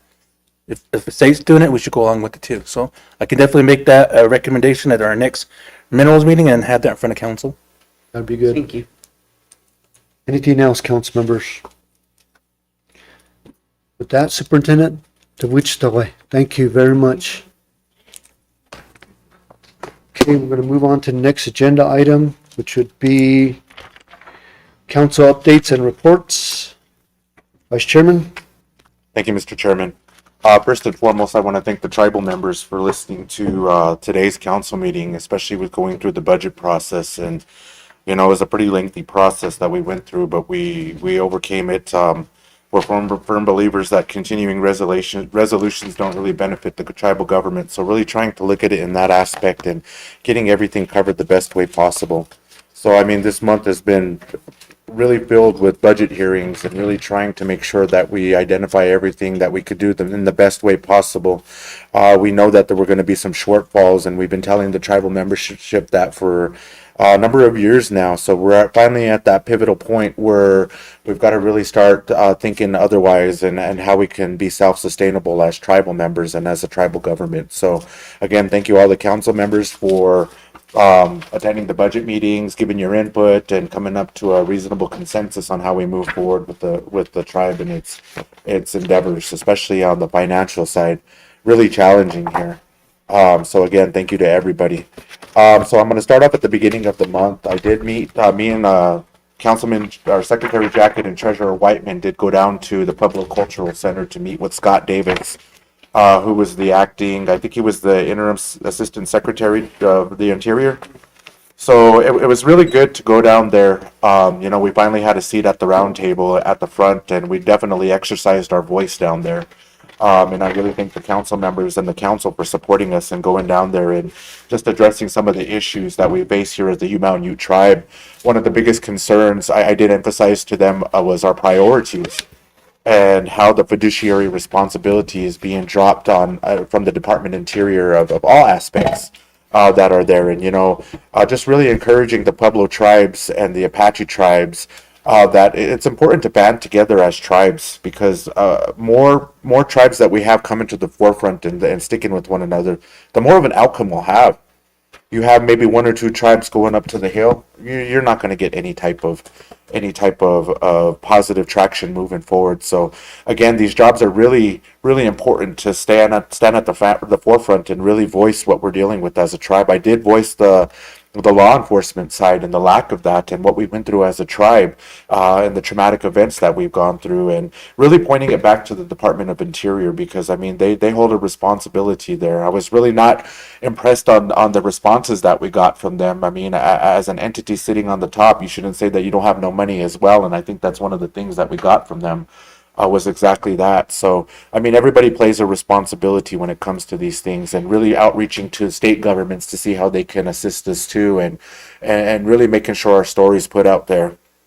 We did talk about some of the other issues that are going on, particularly the White Mesa uranium mill and the Bears Ears, and how potentially that's going to be shrunk again from this administration, and really trying to advocate on that behalf. So I felt that we were really taken in really well by the Pueblos, as a lot of them came up and acknowledged us as UMUT. So that's what it's really about now, is really emphasizing that we're not here to take away from anything, but rather collaborate and seeing how we can benefit each other as Native American tribes. So I think that's really important out there, because nowadays you see the silos that are put up between tribes and you know, it's more on a modernized level as we talk about competition with certain grant programs, and I think that's their lingering way of really pitting us against each other as tribes, but really trying to work and formulate a way that we can collaborate instead of be competitive against each other. So you know, it was really good to meet Mr. Davis. I did meet Mr. Is it Bald Eagle? Mm-hmm. I've never met him throughout the times that I've been here, so it was kind of thrilling to meet him, but then again, it wasn't, because I didn't feel on that personal level there. So I think people that are really working in these positions really need to have that heart and that empathy for the tribes that are under BIA, because again, that's a fiduciary responsibility that was set down from the federal government. We did talk about treaties. We know that treaties have not been upheld, and we're still going to get that story that's there, depending on what type of leadership we have in these presidential roles to really uphold these treaties. It's something that we as Native American tribes haven't really got our story told out there. I mean, we see other ethnic backgrounds, whether it's Mexican American, African American, Asian American, and their stories are portrayed the best way. So really collaborating with the Department of Interior and just really giving them an education process and understanding that a lot of the tribes that have their own functioning governments don't operate under Republican or Democrat, but more bipartisan. So really emphasizing on that and addressing those issues on seeing everything on an even level.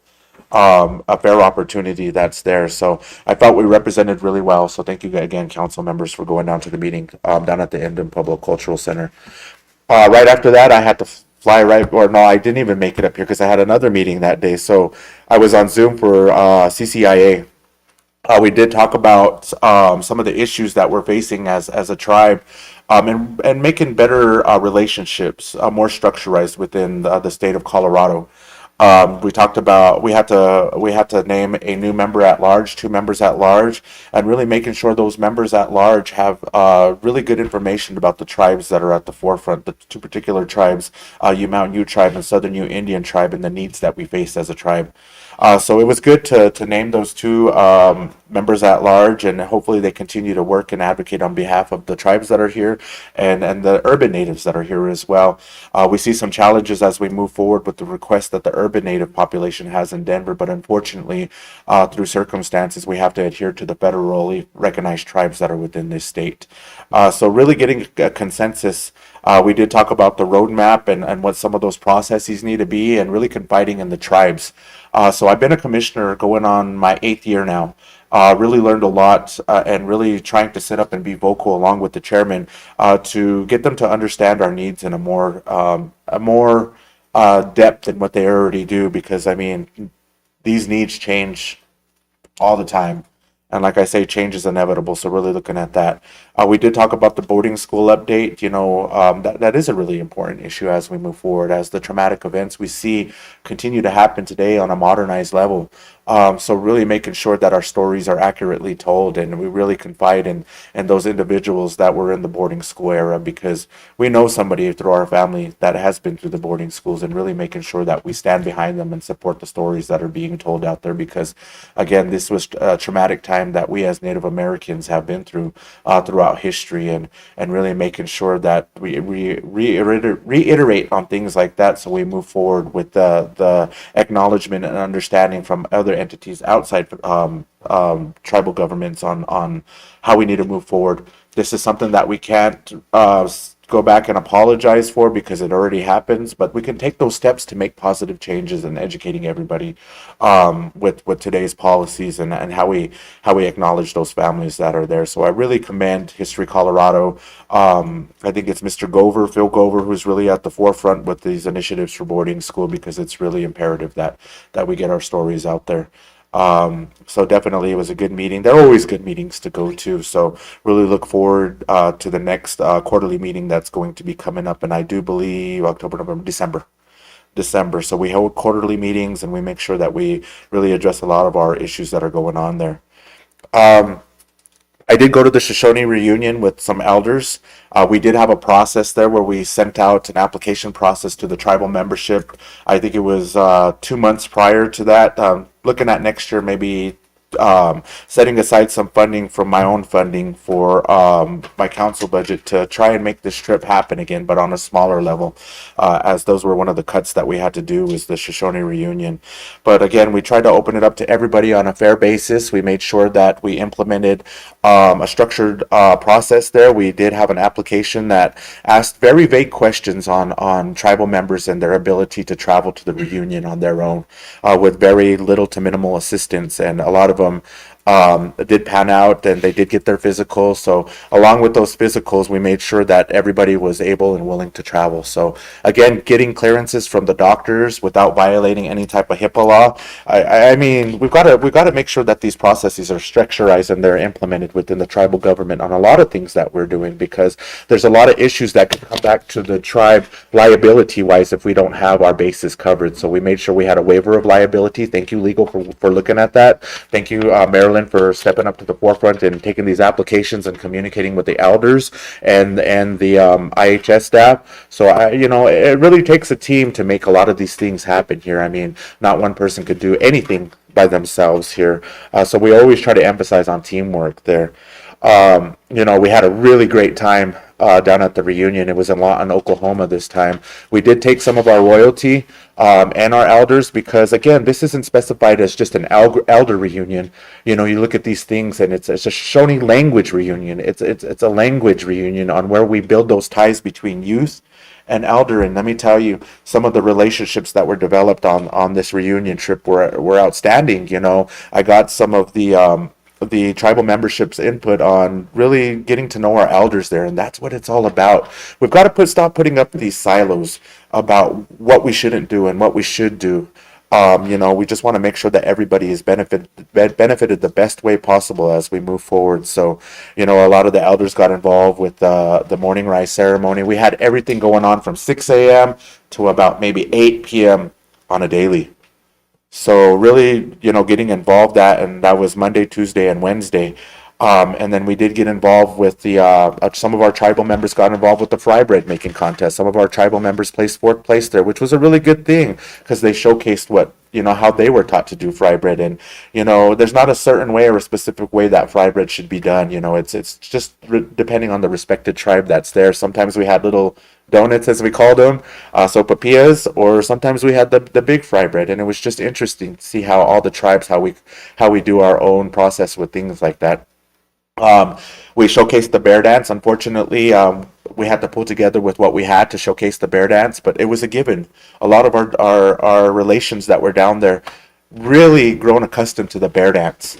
And that's what they really wanted to do. I mean, we got so many people coming up to us and saying, when are you guys going to do the bear dance? And we opened it up with a bang.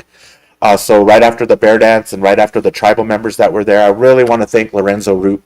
Lorenzo Root, you were a lifesaver. And then there was a tribal member from Fort Hall that came up and he knew bear dance songs too. So he always comes to the bear dance, so he helped them. And then we had young people sit there singing as well. So I want to thank all of them that really helped make sure that we showcase this bear dance the best way possible. Again, it's a team effort.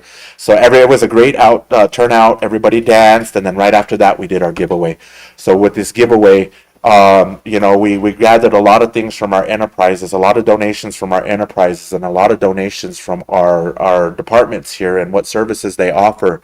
That's what that was all comprised of, and really giving it out so that way other tribes are aware of some of the programs that we do here.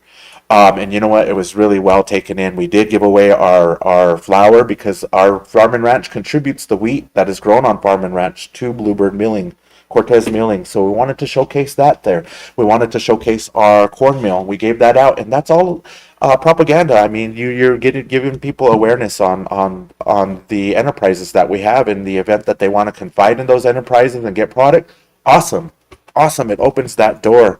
So we gave those things out. We did have jam from Bodney because she still makes the choke cherry jams. And you know what? It was so awesome to see other tribes giving out the choke cherry jams too, because it's a custom in our ways, especially the relation tribes that we build right there. So, everybody really took it in. We participated in the parade. Treasurer Whiteman and myself and his partner and my partner, we did the teepee raising contest and we got third place. We were the only council members to participate in those type of hands-on events. And I did specify to our relations out there that it's important council gets involved, hands-on, because that's what a lot of tribal members like to see. So, our council really did get involved, in moving forward. So for most of the thing, we had a good experience. And, in every travel, you're going to have some negativity, but you know what, we move on past that because we as Nuchu that were taught in a good way, that it's a new day, we move forward, no pointing fingers, no blaming, but one thing that I will not take is threats. So this council, probably the new fiscal year, we're going to talk about threats to the tribal council because you know what, we shouldn't be disrespected by anybody, and especially an elder, and I kind of frowned on some of those type of behaviors that were put out there, but you know what, we move on. We move forward in a positive way. So we'll continue to pray for the negativity and the actions that were displayed out there and hoping that the Creator, finds a reasonable solution and a route to go down to from here on out. We live and we learn. That's all what life is about. So we just move forward and doing what we need to do. It's starting to get cold out there. Please, please, please, please check your propane. check your propane and make sure that you're adequate on propane. Unfortunately, with the utility assistance program not being here anymore, we have to really find other ways to supplement that propane. And, to our tribal members that are employees of the tribe, you do have the option of payroll charges for your propane and also council assistance. Now you're going to have to utilize council assistance in the most positive way for things like that, such as propane, electric. We've got to make do with what we have here. So it's really not a loss of everything. It's just how we reevaluate our circumstances and move forward accordingly. We do have a couple of meetings coming up. I'm going to Housing Colorado on the 15th through the 17th, and we're going to talk about low-income housing tax credits. I've got a meeting set up with Chris Lopez from Chaffa, Catherine Grosscup from the low-income housing tax credit side. So really looking at making sure with the submission with this one, how we can capitalize on the next submissions, because with these low-income housing tax credits, I would really like to see a higher scale of housing developments here. We need new houses, but we need to make sure that we do it the best way possible as we move forward. And even the rehab programs, the projects, we're seeing that's a challenge there when we only have funding for at least maybe 3 or 4 homes in a fiscal year. These low-income housing tax credits could really accommodate those situations there on a bigger scale and really rehab a lot of our tribal members' homes that are out there.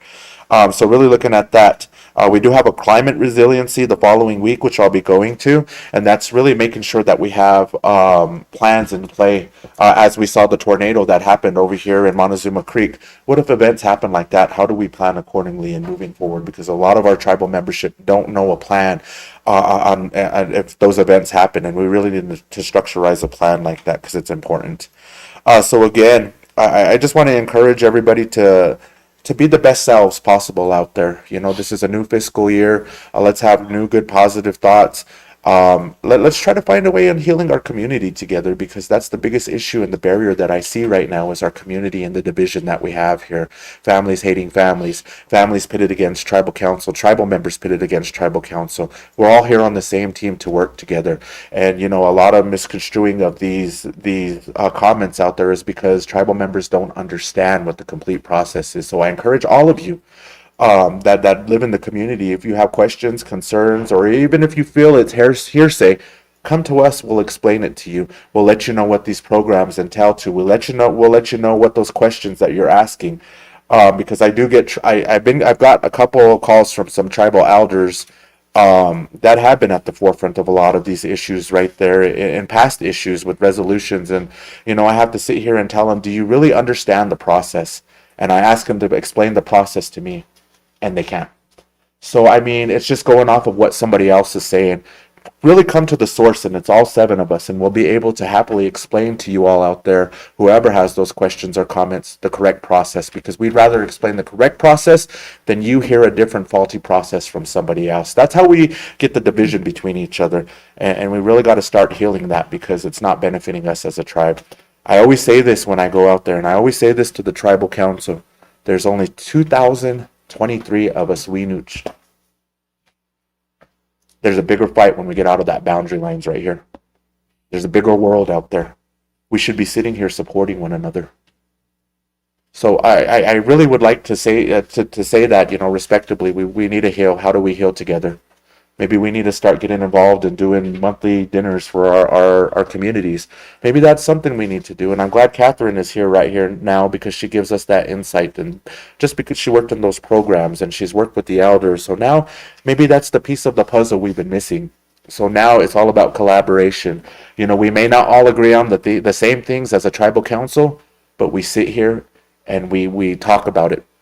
And we come up to a reasonable consensus on what we feel is necessary for our tribal members. Because again, it's not about us council members. It's about you, the tribal membership, and the programs that we offer out there. Really making sure that these programs are stabilized and they offer the best services possible. We know that we have some faulty programs that are out there, and we approach them in non-sensitive ways, and we shouldn't be approaching. But, it's really looking at it, how we make everybody accountable for their jobs, even us.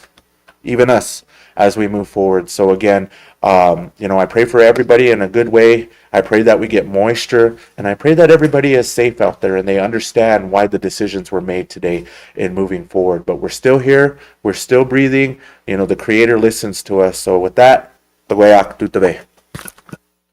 Thank you, Vice Chair, for your report. Treasurer?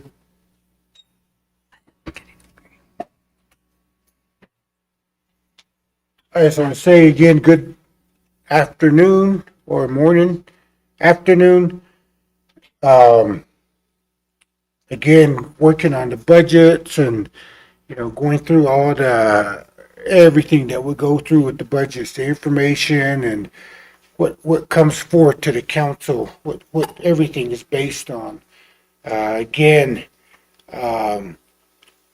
sometimes you want to continue to make things go in the positive way, but the facts that you see aren't how you want it to be. The truthful facts that are there.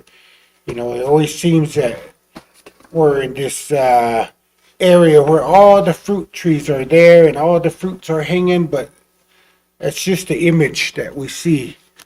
When you really see what's there, it's not the way it is.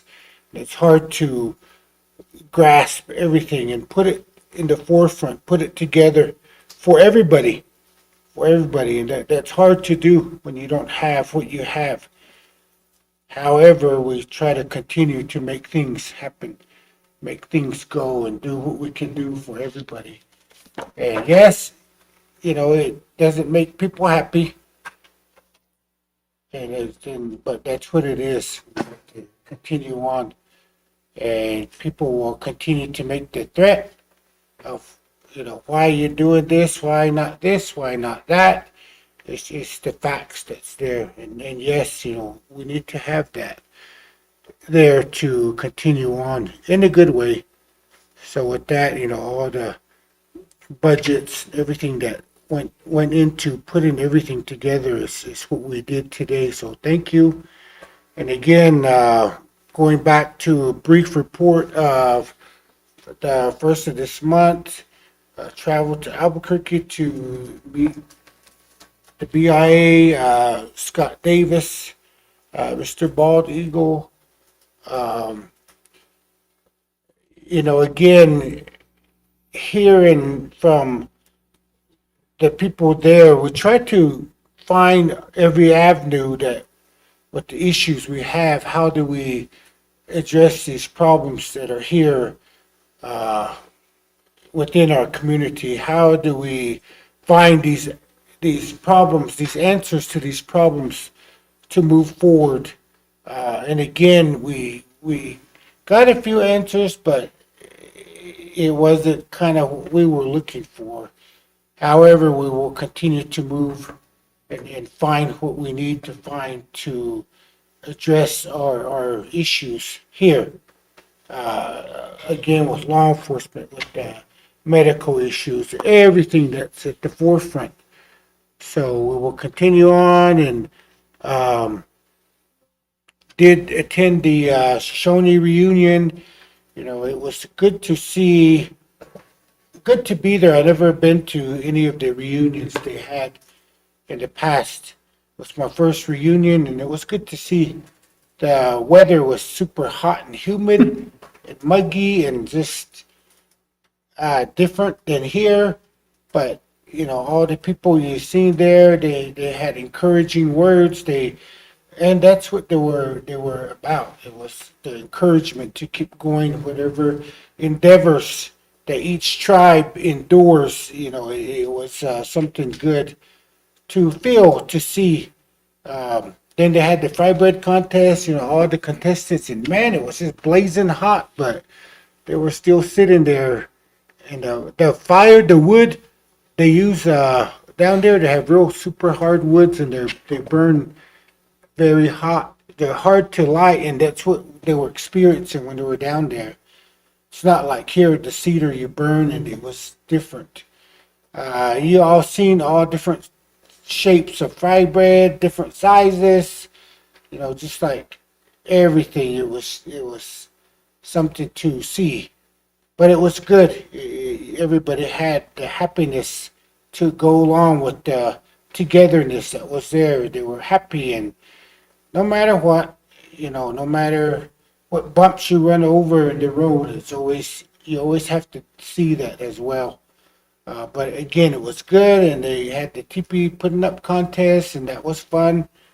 We always learn something when we go different places. Every day we learn something. It's good to see, good to learn, and to bring back here the goodness and even though things are, we always carry what we carry when we see it from our everyday lives, sorrow and things we see, terrible things, negative things, but always the happy and the good things overcome them all the time. When we keep it like that, when we pray to the Creator, we always give them things to Him here, take care of them. So with that, it was good to see in these meetings that we attended, and we'll continue on in that good way. So with that, thank you. And that's my report, and then could leave it right there. Whatever it's gonna be, it's gonna be that way. Thank you. Thank you, Treasurer. Secretary, do you have a report? Yes, Chairman. So I'd like to say good afternoon, travel members, membership, employees, everybody listening here. Thank you for your support. Thank you for listening to us. So I'd like to say thank you, Catherine. Thank you for the prayer this morning.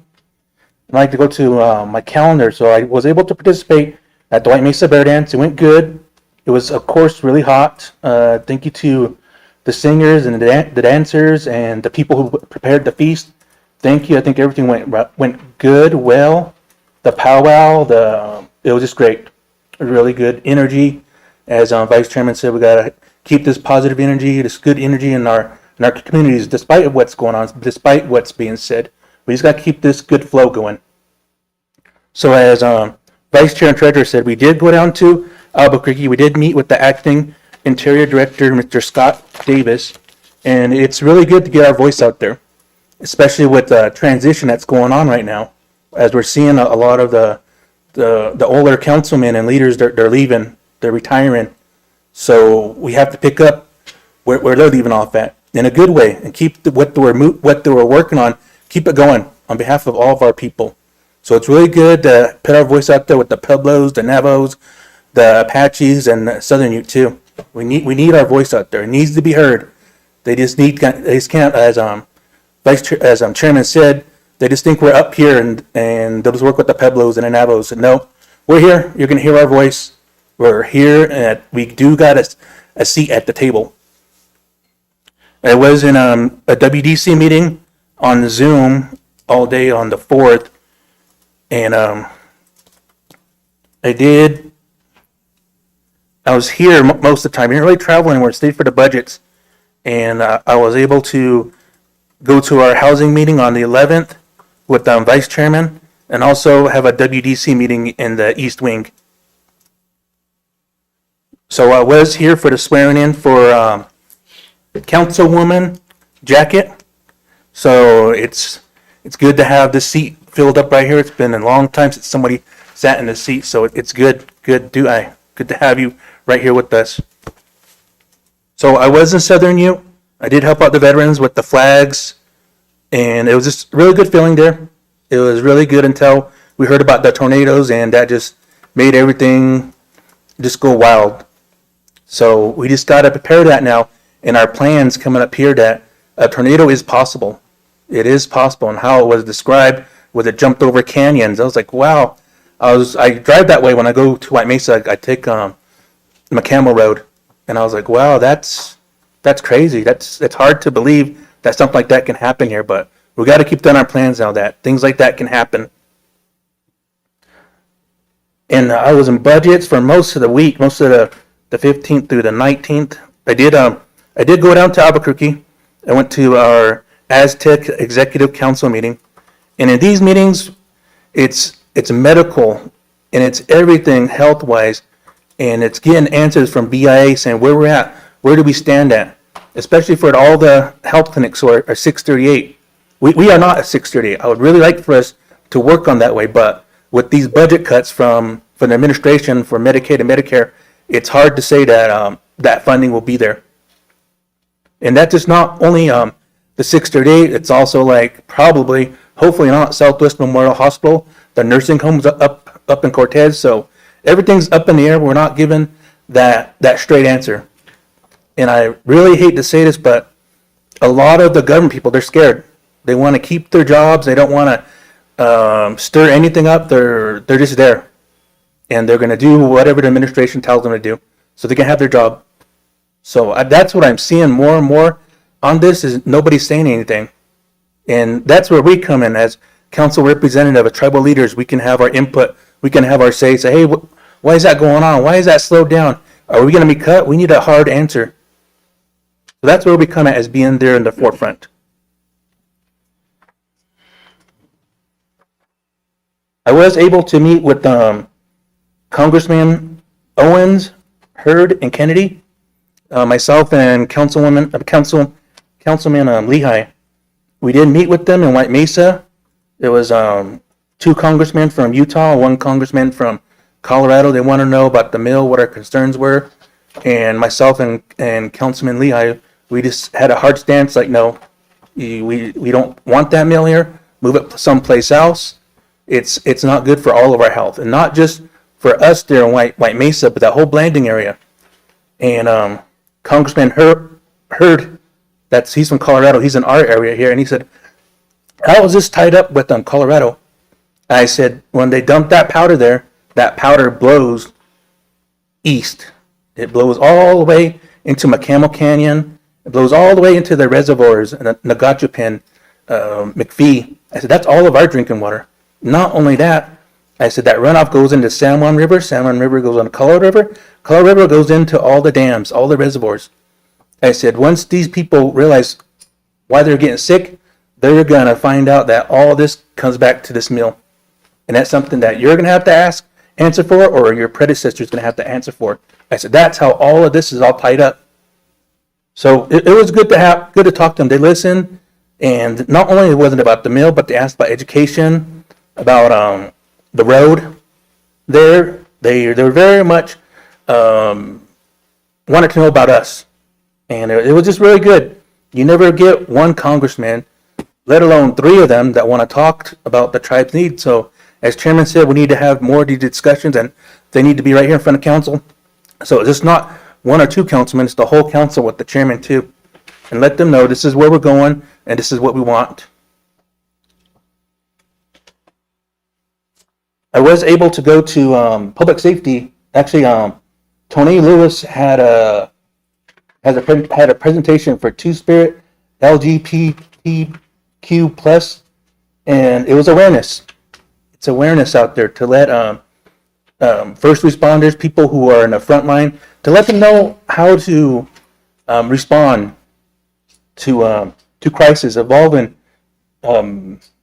people of certain genders. So it's there. It needs to be talked about. We got to be respectful of everyone, regardless. And it was just a really good presentation. I forgot what the presenter's name was, but he was really good. He was very outspoken, and people had direct questions, and he responded. He responded. So it's there, and it was just really good. And also out of that, Miss Lewis wants to start up, or she can start up, a crisis response team. And John, I just ask that you follow up on that we get that going, because just all these crises that happened recently, it's not good to have a lot of people there, but to have certain people there who need to be there at those scenes to comfort the family, to tell them this is what we're going to do, this is how we can help you out, because it just can't be all chaos at a scene. There needs to be some kind of organization, because our people, when these things happen, they're very emotional, very, very emotional. And you can't blame them for getting emotional when something like this happens. You gotta take it in and do what you can. But we do have people, that's their job, is to help our people out with crisis. So I like to say, check your propane. It's cold out there, and I can't do anything right now till after election. Then I can say I can help out, I can do this, but I can do that after the election. So it's there, that help's going to be there, especially as what was mentioned here with the utilities. So I just like to say we have the best people right now working for us. They just recently got hired a year or 2 ago. So they're finding out what we're about, what our needs, and how they can use our strengths for us. And these people are in our energy department, our economic development department, And they're just giving us the best ideas and saying, go, go, go, go, do it. We need these funds. And I'm hoping next year that we can have utilities. It's going to be one of my personal goals is to find this extra funding that we need. These projects that are being stalled at the federal level or some sub-agency, that we're going to go over them. We're going to go over them, around them, or go through them. That's what I can say right now. They're holding us up. We have all these right-of-ways, these contracts. It's just there. And I hate to say it and bring it back to this administration and how people are working together. It's showing how they're not working together and how they're being very petty and they're stopping things. And it's hurting us here in Toyac, UMUT, U Tribe, and everybody else too. These things that they're doing, as what was said, the government shutdown is going to happen at midnight. You know, these guys, they work for us. They're a U.S. government. They shouldn't be fighting. They should only fight for us, and that's it. Only us, that's it. And they have an obligation through all of these treaties to help us out, Native American, all of us tribes, 574 tribes, us. They have obligation to take care of us first. We gave our land away we just didn't give it away for nothing. We had those treaties as a backup. So if any of those congressmen, senators, if you're hearing this, don't be petty. On behalf of the American people who you serve us. Do what's best for us that live here. We are here. So with closing, I'd say take care of yourself. If you're sick, stay home. If you don't feel good or something like that, go see a doctor. Go see a doctor.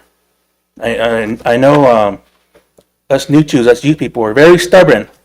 Even I'm like that. I will not go to the doctor for anything, but I think I need to do that. Get that checkup. Go get yourself, go get seen. It's there. I like to see everyone be healthy and still be here. Be with your family because your family's going to need you the most. So, with that being said, I'd like to say chairman, council, community members, employees, everybody listening, have a good rest of the day and a good rest of the week too if I don't see you. But just take care of each other. So, chairman, council, those are my comments. Thank you. Thank you, Secretary, for your report. This time I'm going to turn it over to Councilman Knight. You have a report today? Good afternoon, membership, staff, Toyac, everybody. I'm going to make this short and quick. So since our last council meeting on August 29th, myself and Chairman Hart went to visit with Mr. Hickenlooper in Durango along with Southern Ute. He wanted to hear our concerns, how he could still help us, improvements. It was very short, but we gave him what we think as a tribe needs to be addressed. So hopefully he does something with that information. Then that weekend, I attended White Mesa Bear Dance. Thanks to Diabetes for the walk they did. There was a lot of participation compared to here in Toyac. So that's always good to have people over there walking and enjoying the event. So that was a good White Bear Dance. On the 4th of September, I attended our WDC meeting. As we stated before, it's monthly. So we have monthly meetings concerning our enterprises and information from the GMs and how that's going. And I know we've said before in our meetings, we really do count on our enterprises. They're what brings in most of our money, so we do have to watch how we are handling that. September 12th, swearing in for Miss New Councilwoman Jacket. Again, congratulations. It's good to have a full council up here and another woman, so it's good. It feels good to have full council, as Chairman stated before.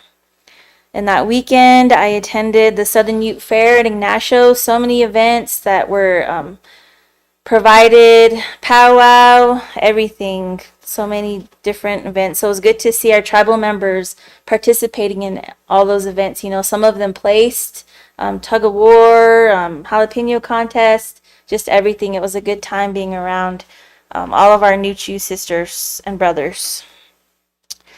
Besides budgets all month long, I went to NAFOA along with Chairman Hart and our CFO. That was in Portland. It was good to see a lot of different council members, young and old, new and experienced. Indian country, we're going through the same things and just learning about their resources, how they're dealing with finances, and what we can do as tribal membership to help our people. So it was really good, got resources, information, going through the same challenges and how they can help on the leadership side with TTAC, tribal, help me out with that, Treasury Advisory Committee with the US. So it was good. I didn't know that we had so many resources even in finance. So how can we as leadership bring that back to our reservation and help our membership? So with that, it's been a busy September, thanks so much to finance and their staff. They're the ones that help with our membership programs, the checks, everything. So, be kind to them every now and then. They have so much to do on their plate with our membership services. And for us as council, we rely on them. So thanks, finance, for all the help. So be kind to them. And with that, Tekoyak, thank you. Enjoy your afternoon. Thank you, Councilman Knight, for your report. Councilman Jacket, do you have anything to report? Yeah. Okay. Well, I know.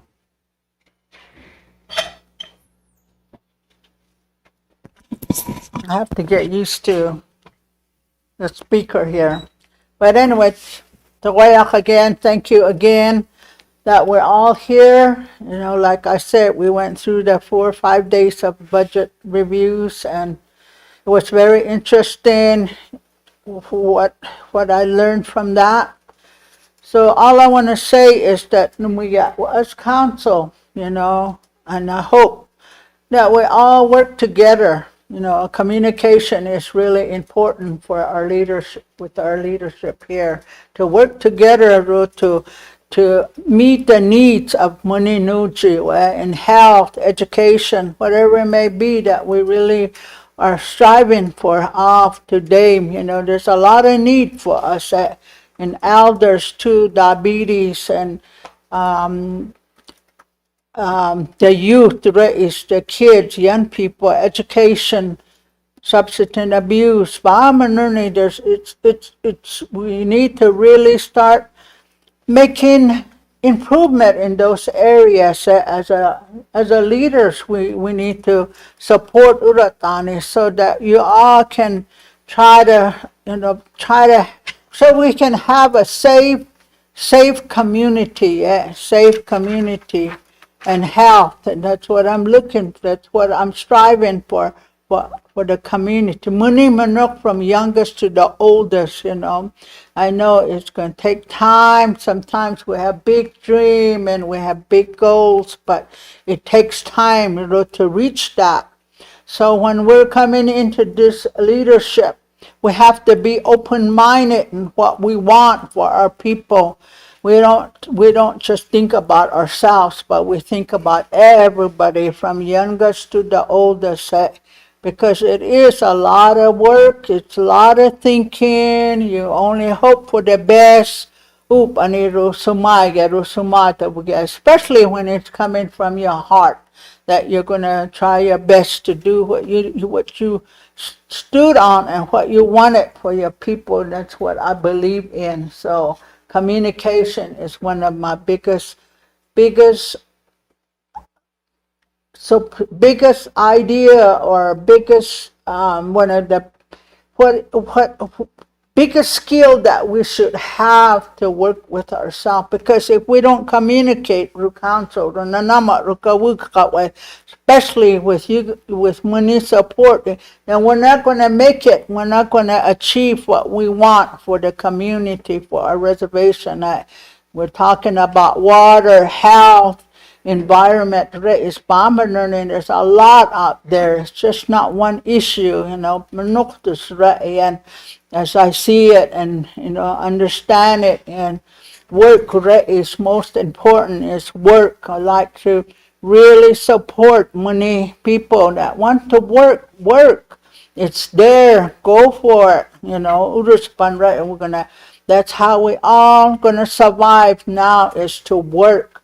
We can't always depend on per cap. We can't do that anymore because it's depleting, and we need to start finding ways to support ourselves. Because when your people have families, kids, and school, encourage your kids to go to school, support your kids to go to school. That's what I believe in. That's what I always advocate for myself and my families too. So I just want to say that we have a good communication with one another to move on with the plan with that, what they all talked about, you know, what's there. There's good things ahead that do, you know, if we utilize, if we really think about not in a pessimistic way thinking, but be optimistic about the future, about our lives. Say, and so I just want to say that the way out, you know, for this time. Talayak, thank you for your report, Councilman Jacket. Councilman Lehigh. Yeah. I'm gonna start with, our uranium on the 13th, the convention that we had in White Mesa. It was a good turnout. We had a lot of people, a lot of past presidents for Navajo Nation speaking on uranium. It was good information. Not only that, but the scientists and the group of people that on the Uranium Coalition that spoke on their behalf of their communities. Some were membership of the Navajo Nation in different areas and protests and about the uranium being transported through Navajo Nation through their roads and stuff like that was good. It was a good turnout. We had quite a few people. They gave away hats. They gave away a lot of gift certificates, and a lot of people want these. They had chairs, like for wheelchairs, and a bunch of other things were given away. And a lot of the people that came, some of our people in White Mesa got some of those gift cards and giveaways that they were giving away there. I thought it was really good that they did. And on the 18th, I went to my Utah Tribal Leaders meeting in Page. I chaired that Utah Tribal Leaders, 18th and the 19th. But you know, we had a lot of people, and we had the meeting at the Glen Canyon National Recreation Area. So a lot of state reports in the afternoon, but on the 18th we had our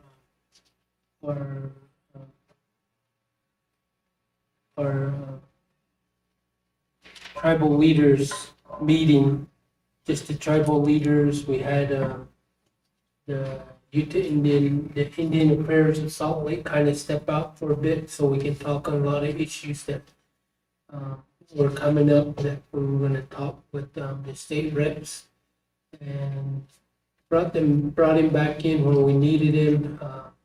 So from that point on, we start meeting with having the departments come in from the state of Utah. We didn't have too many of them this time. Usually we have like 10 or 11 presenting, but this time we just had a few of them, so I thought it was good, but still really afterwards just really talking and going in more in depth how we can work together with the U.S. Department of Veterans Affairs and then the Utah Office of Tourism.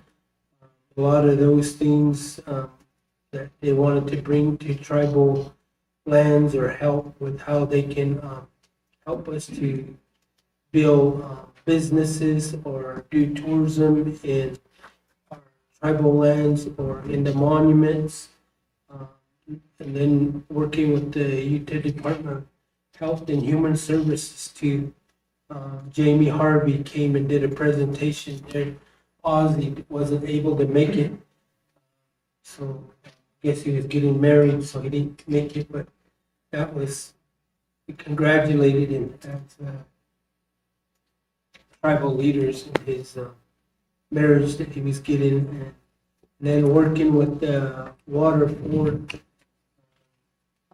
Upstart Tina Smith, and she was talking about the water, how they were doing the water, so I mentioned to her that that the tribes need to be involved, they need to consult with the tribes, and it's a coalition in the state of Utah. I don't think they have any tribes involved, but those were some of the things I brought to the table, that they needed tribal leadership involved in those areas, not only thinking that in a Marika way, but think about all of our ancestral lands, what went on before then and how the water was managed and stuff like that. So they were really saying, well, at our next meeting, we want tribal leaders to be a part of the meeting. So I guess we're gonna try to make their meeting, the next meeting they have in Salt Lake. So we'll attend that and see if we can appoint somebody from the tribes, whether it be myself or one of the other 7 tribes that are going to be a part of the coalition and the water commission in the state of Utah. And I just mentioned a little bit about the water, the upper basin and lower basin as we take it on here at Ute Mountain. Some of our council do take on those responsibilities in those meetings. Those are some of the things I brought to the table. And it was interesting that they didn't know about those things, and I'm like, wow, that's something else if you don't know nothing about it. And maybe that's why the tribes aren't involved in those things. So another one was Gavin Noyes just did a presentation from his indigenous-led team and talked a little bit about the Anuj and how that started up, and not only that, but other areas where the eight tribes of Utah, how he had helped them in a lot of different areas. So I'm trying to really consult with him on different areas and programs. Another one was, Program Earth, just talking about atmosphere and water and the landscape and other areas. And so those were some of the ones that we had at that meeting. Was interesting to hear a lot of the comments that the tribal leaders gave at that time, just listening and sitting there and trying to understand really more in depth how we could get involved in helping and supporting in a lot of different ways. So there was some resolutions that needed to be passed too from the tribes. I think it was the Southern Paiute, San Juan Southern Paiute, still trying to get recognized for their land base and water. So other areas in that were the Southern Paiutes, there was a Kanash Paiutes were still trying to get the Equa going too. So kind of talking a little bit more about that too. Try to get resolutions passed. I think it's going to go around to the tribes and see if they support it with resolutions. And then after that, at our next tribal leaders meeting, then we'll do a resolution from tribal leaders. So those were just some of the things we talked about at Utah tribal leaders. Right after that, on the 19th, I went to Flagstaff. I chaired a UDB board, what is called Utah Denebikea board, and we had our annual retreat in Flagstaff. And same thing, we went over a lot of things that for the next 2026 budgets and outlook and forecasts of what we're going to take on, what projects.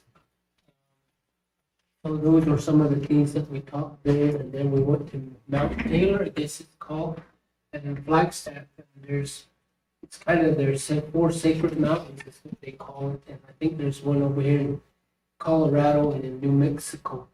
But I've never attended those, but this one I attended just to see what was going on and how they deal with these mountains. But they told a lot of history that went way back to the 1800s on how certain things and how it was weird to hear that how they traveled during those times when they didn't have wagons. And they talked about, thought it was crazy in a way, but I guess that was their traditional way of traveling, is they talked about how the Navajo, Hopi, and Zunis talk and how the medicine way they talk. So that was kind of the medicine way of them doing what they did, the ceremony there at the Mount Taylor. But they were just talking about, I guess, who can be the better and who can be the fastest and who's got the better medicine is kind of the concept they were talking about. And they were talking about skinwalking. I thought, wow, skinwalking in the, but I guess that was their way of traveling and sending message. And from these mountains, they had to travel, and with the skinwalking, I guess in a blink of an eye, they can be way out there when it takes like a month to go to each one of those mountains to do a ceremony. But with the skinwalking or whatever, not they were saying, they could send him and he'd be there quick and do whatever needs to be there and go to the next mountain, then back to the where they were at. And I thought that was kind of crazy. I've been talking about those things, but I guess that was kind of history of their way of doing things, and it just kind of made me feel a little different. And well, we're just there to support as a chair, to support them, listen to all those things. But it was unique to hear those things and stories of what they call her, the white deer or something like that lady, and how she was all white hair. Then it went into the Creator, and then to Jesus or whoever that was walking on the earth when they had white hair. And I'm saying, well, he was native and this and that. And, just hearing a little bit about all these stories that they brought out. But the ceremony went good. It was unique because when they were doing the ceremony, in our way too, in the Ute way, that white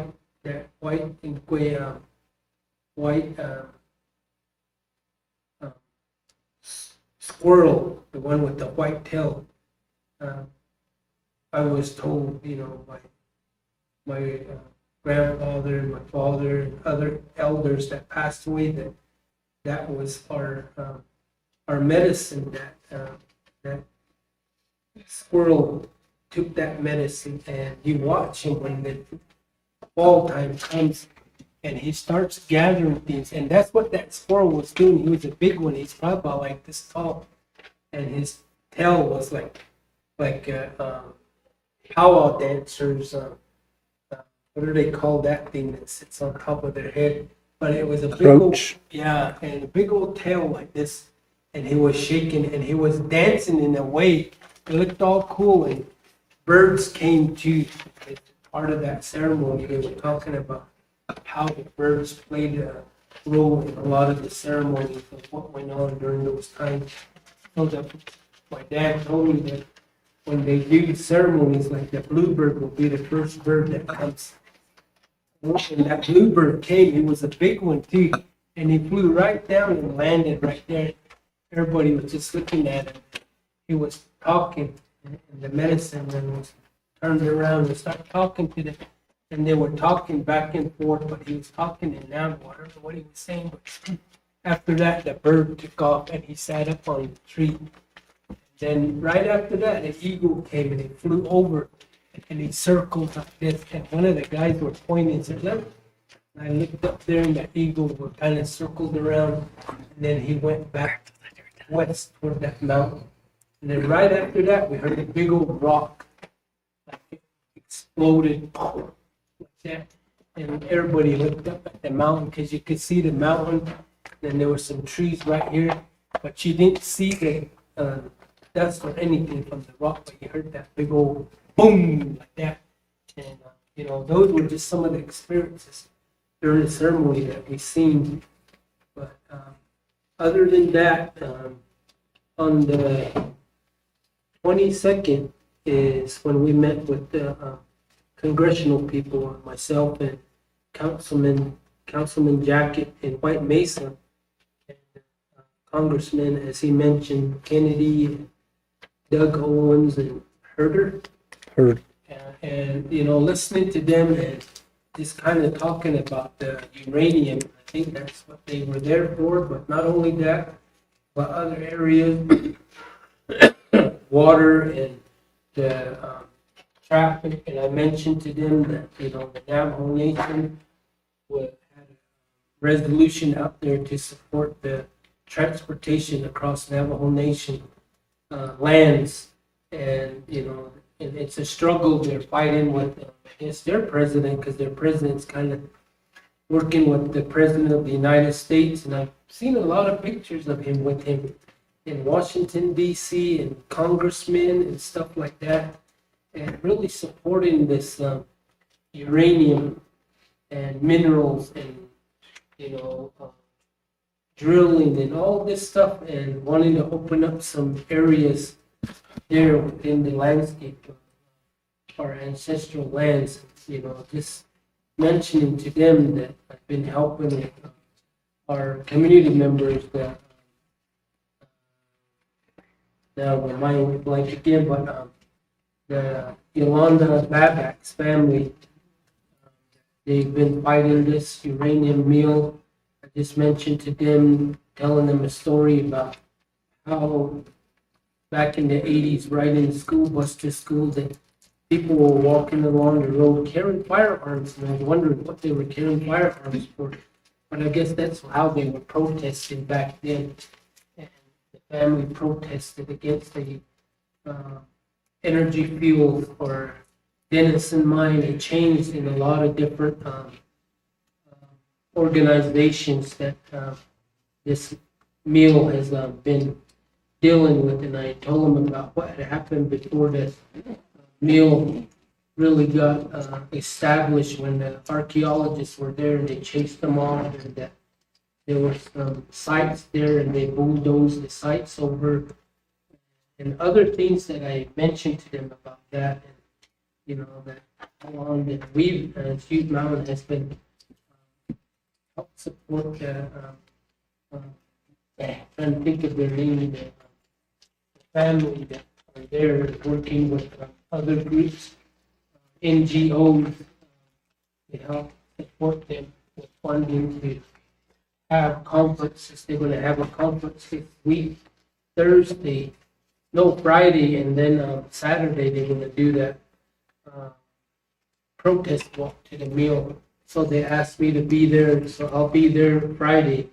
I was going to go to Boulder, but I got a text saying that the Boulder meeting got canceled, so I won't go to Boulder. So I'll attend that little conference they have Friday there and speak on behalf of what we've done as Youth Mountain, how we've worked to try to get things done, and working with the state reps and the congressmen as they came and listened to us, and trying to help us to really get to neutral grounds to really try to get these things fixed, even though it's taking years to try to either move it or close it down. But we know that they'll be there for thousands of years, and the cells 1, 2, and 3, talk a little bit about that too, because you know, they're leaking, their liners are leaking and stuff. So that's kind of just that way, and talking and trying to help our membership and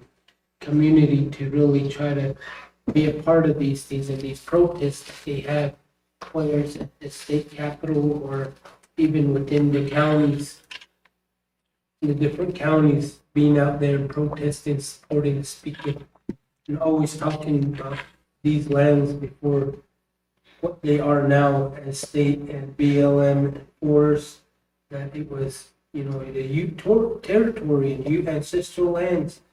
You know, they got Ute names, different areas, different trails that were used. And so, you know, just bringing that out there and talking about that, because they need to understand that too, that these things were already in place and was managed in a lot of different ways, and, you know, so that they can we try to uneducate them on a lot of different areas. Yesterday we had our budgets. We've been having budgets like everybody else said. So today, just kind of finalizing the budgets and passing resolutions, and, you know, that's gonna be my report, Chairman and Council Tahoya. Thank you. Thank you, Councilman Lee. I'll try to make mine short. I did go with Councilman Knight over to Hickenlooper to meet with them at Fort Lewis College. It was in the evening. It was the same day that the first day of Bear Dance started over in White Mesa. We went over, Southern Youth Chairman and their council were there. We talked a little bit about what the future holds and the plans and how we should continue to work together.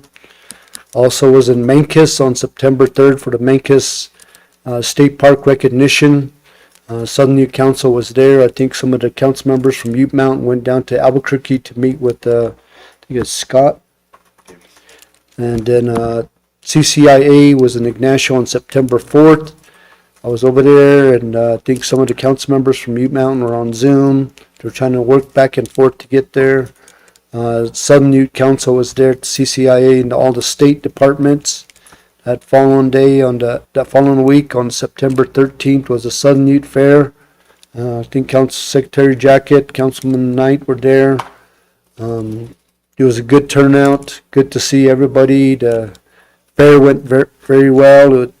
We heard about the tornadoes coming in. I think Malcolm sent me some pictures and tried to get with John and see how we can respond on some of that. Also went to NAFOA into September 26th and 23rd. Councilman Knight, myself, CFO. It's good to see the past tribal leaders that I worked with a lot, the current tribal leaders. Just good to see them at the NAFOA. We're a member of NAFOA, and it was good to get some direction. I think we got a visit from the person that's overseeing the treasury now, and he made some recommendations at the general session and how things are going to start to move forward, and he really pushed that tribes are really a part of the process of Trump's administration. But I have yet to see that, because right now some of the programs are yet being cut. Tribal elections is next week on October 10th on Friday. There are 4 positions up. It's up to you as a tribal membership to really look at who your next councilman members will be, your chairman will be, and the vision that we continue to move forward as our priorities and keeping things moving, the continuity in that. Youth Sovereignty Day will be on October 13th. It's what the state of Colorado started out as Columbus Day. We don't recognize Columbus Day. We've been here even before Columbus came to this country. So we call it Youth Sovereignty Day. There'll be some events going on that day. There was a planning team that is trying to put some events together. As was mentioned by Councilman Lehigh, this coming Saturday is a protest walk in White Mesa. If any of you want to go over and support that, but it's also the Northern Navajo Fair in Shiprock this weekend also. This coming Thursday is the directors meeting in White Mesa. Also wanted to mention to our membership, council assistants will not open until October 13th, until after the election. And my final thing that I have is our next council meeting will be scoping, and council meeting will be October 14th and 15th. It'll be after the Youth Sovereignty Day on Monday. Then we'll have our scoping council meeting will be on Tuesday and Wednesday. And that will be my last council meeting that I will chair. That will be the only council meeting in October. We will not have 2 like we usually do, so we'll only have 1. So that will be my last one. So I appreciate that. Which do I know on that? I'm going to mutat o chipubat. I'm going to pupak maris kwapa and che panakar mamai. Bird get right maris. Nani Swiss from the youngest to the oldest. Tirti from maris kwapa, which to which rupa. Catherine to which do I pupam rumaikan. But to which rupa. Bird to which way. Mamunoam, Pamanurni. Wherever they live, on and off the reservation. Mamuan tato chipubatam ruwukan. Pupak maris panet humkan. Chichigirup tigay maris manoktis. Away sanam pubatam ruwukan. Nanam ruwukan. Nanam. Tiltis namuita moisvits. So ulun so naik to which doyak vatam nikakan after ave pubatam ruwagan. After oipan its matwich. The oipan its fiscal year 2025. Aga ran namuita moisvan wichuk.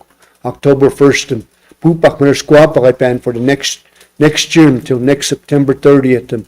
So munino shank to which the way akwatam nikakran avtetabe. So always to nam uruwa to have a great week, great weekend. Manuktis munim to do this moiswich. Martawachi moisu wichu. Dude which would move through raka. Even near rock the youth man new tribe. Pupak Maras Panatrum can do this ranumit to moiswich. Always pray to Utrupaka. Mununi, mamos mamuchisumaike. So ulun so naik munim, mununi. To which the way akwatam nikakran toyo. Name report toy. Thank you for that. Anything else, council members, for council meeting? There's nothing. Is there a motion to adjourn? There's a motion. Is there a second?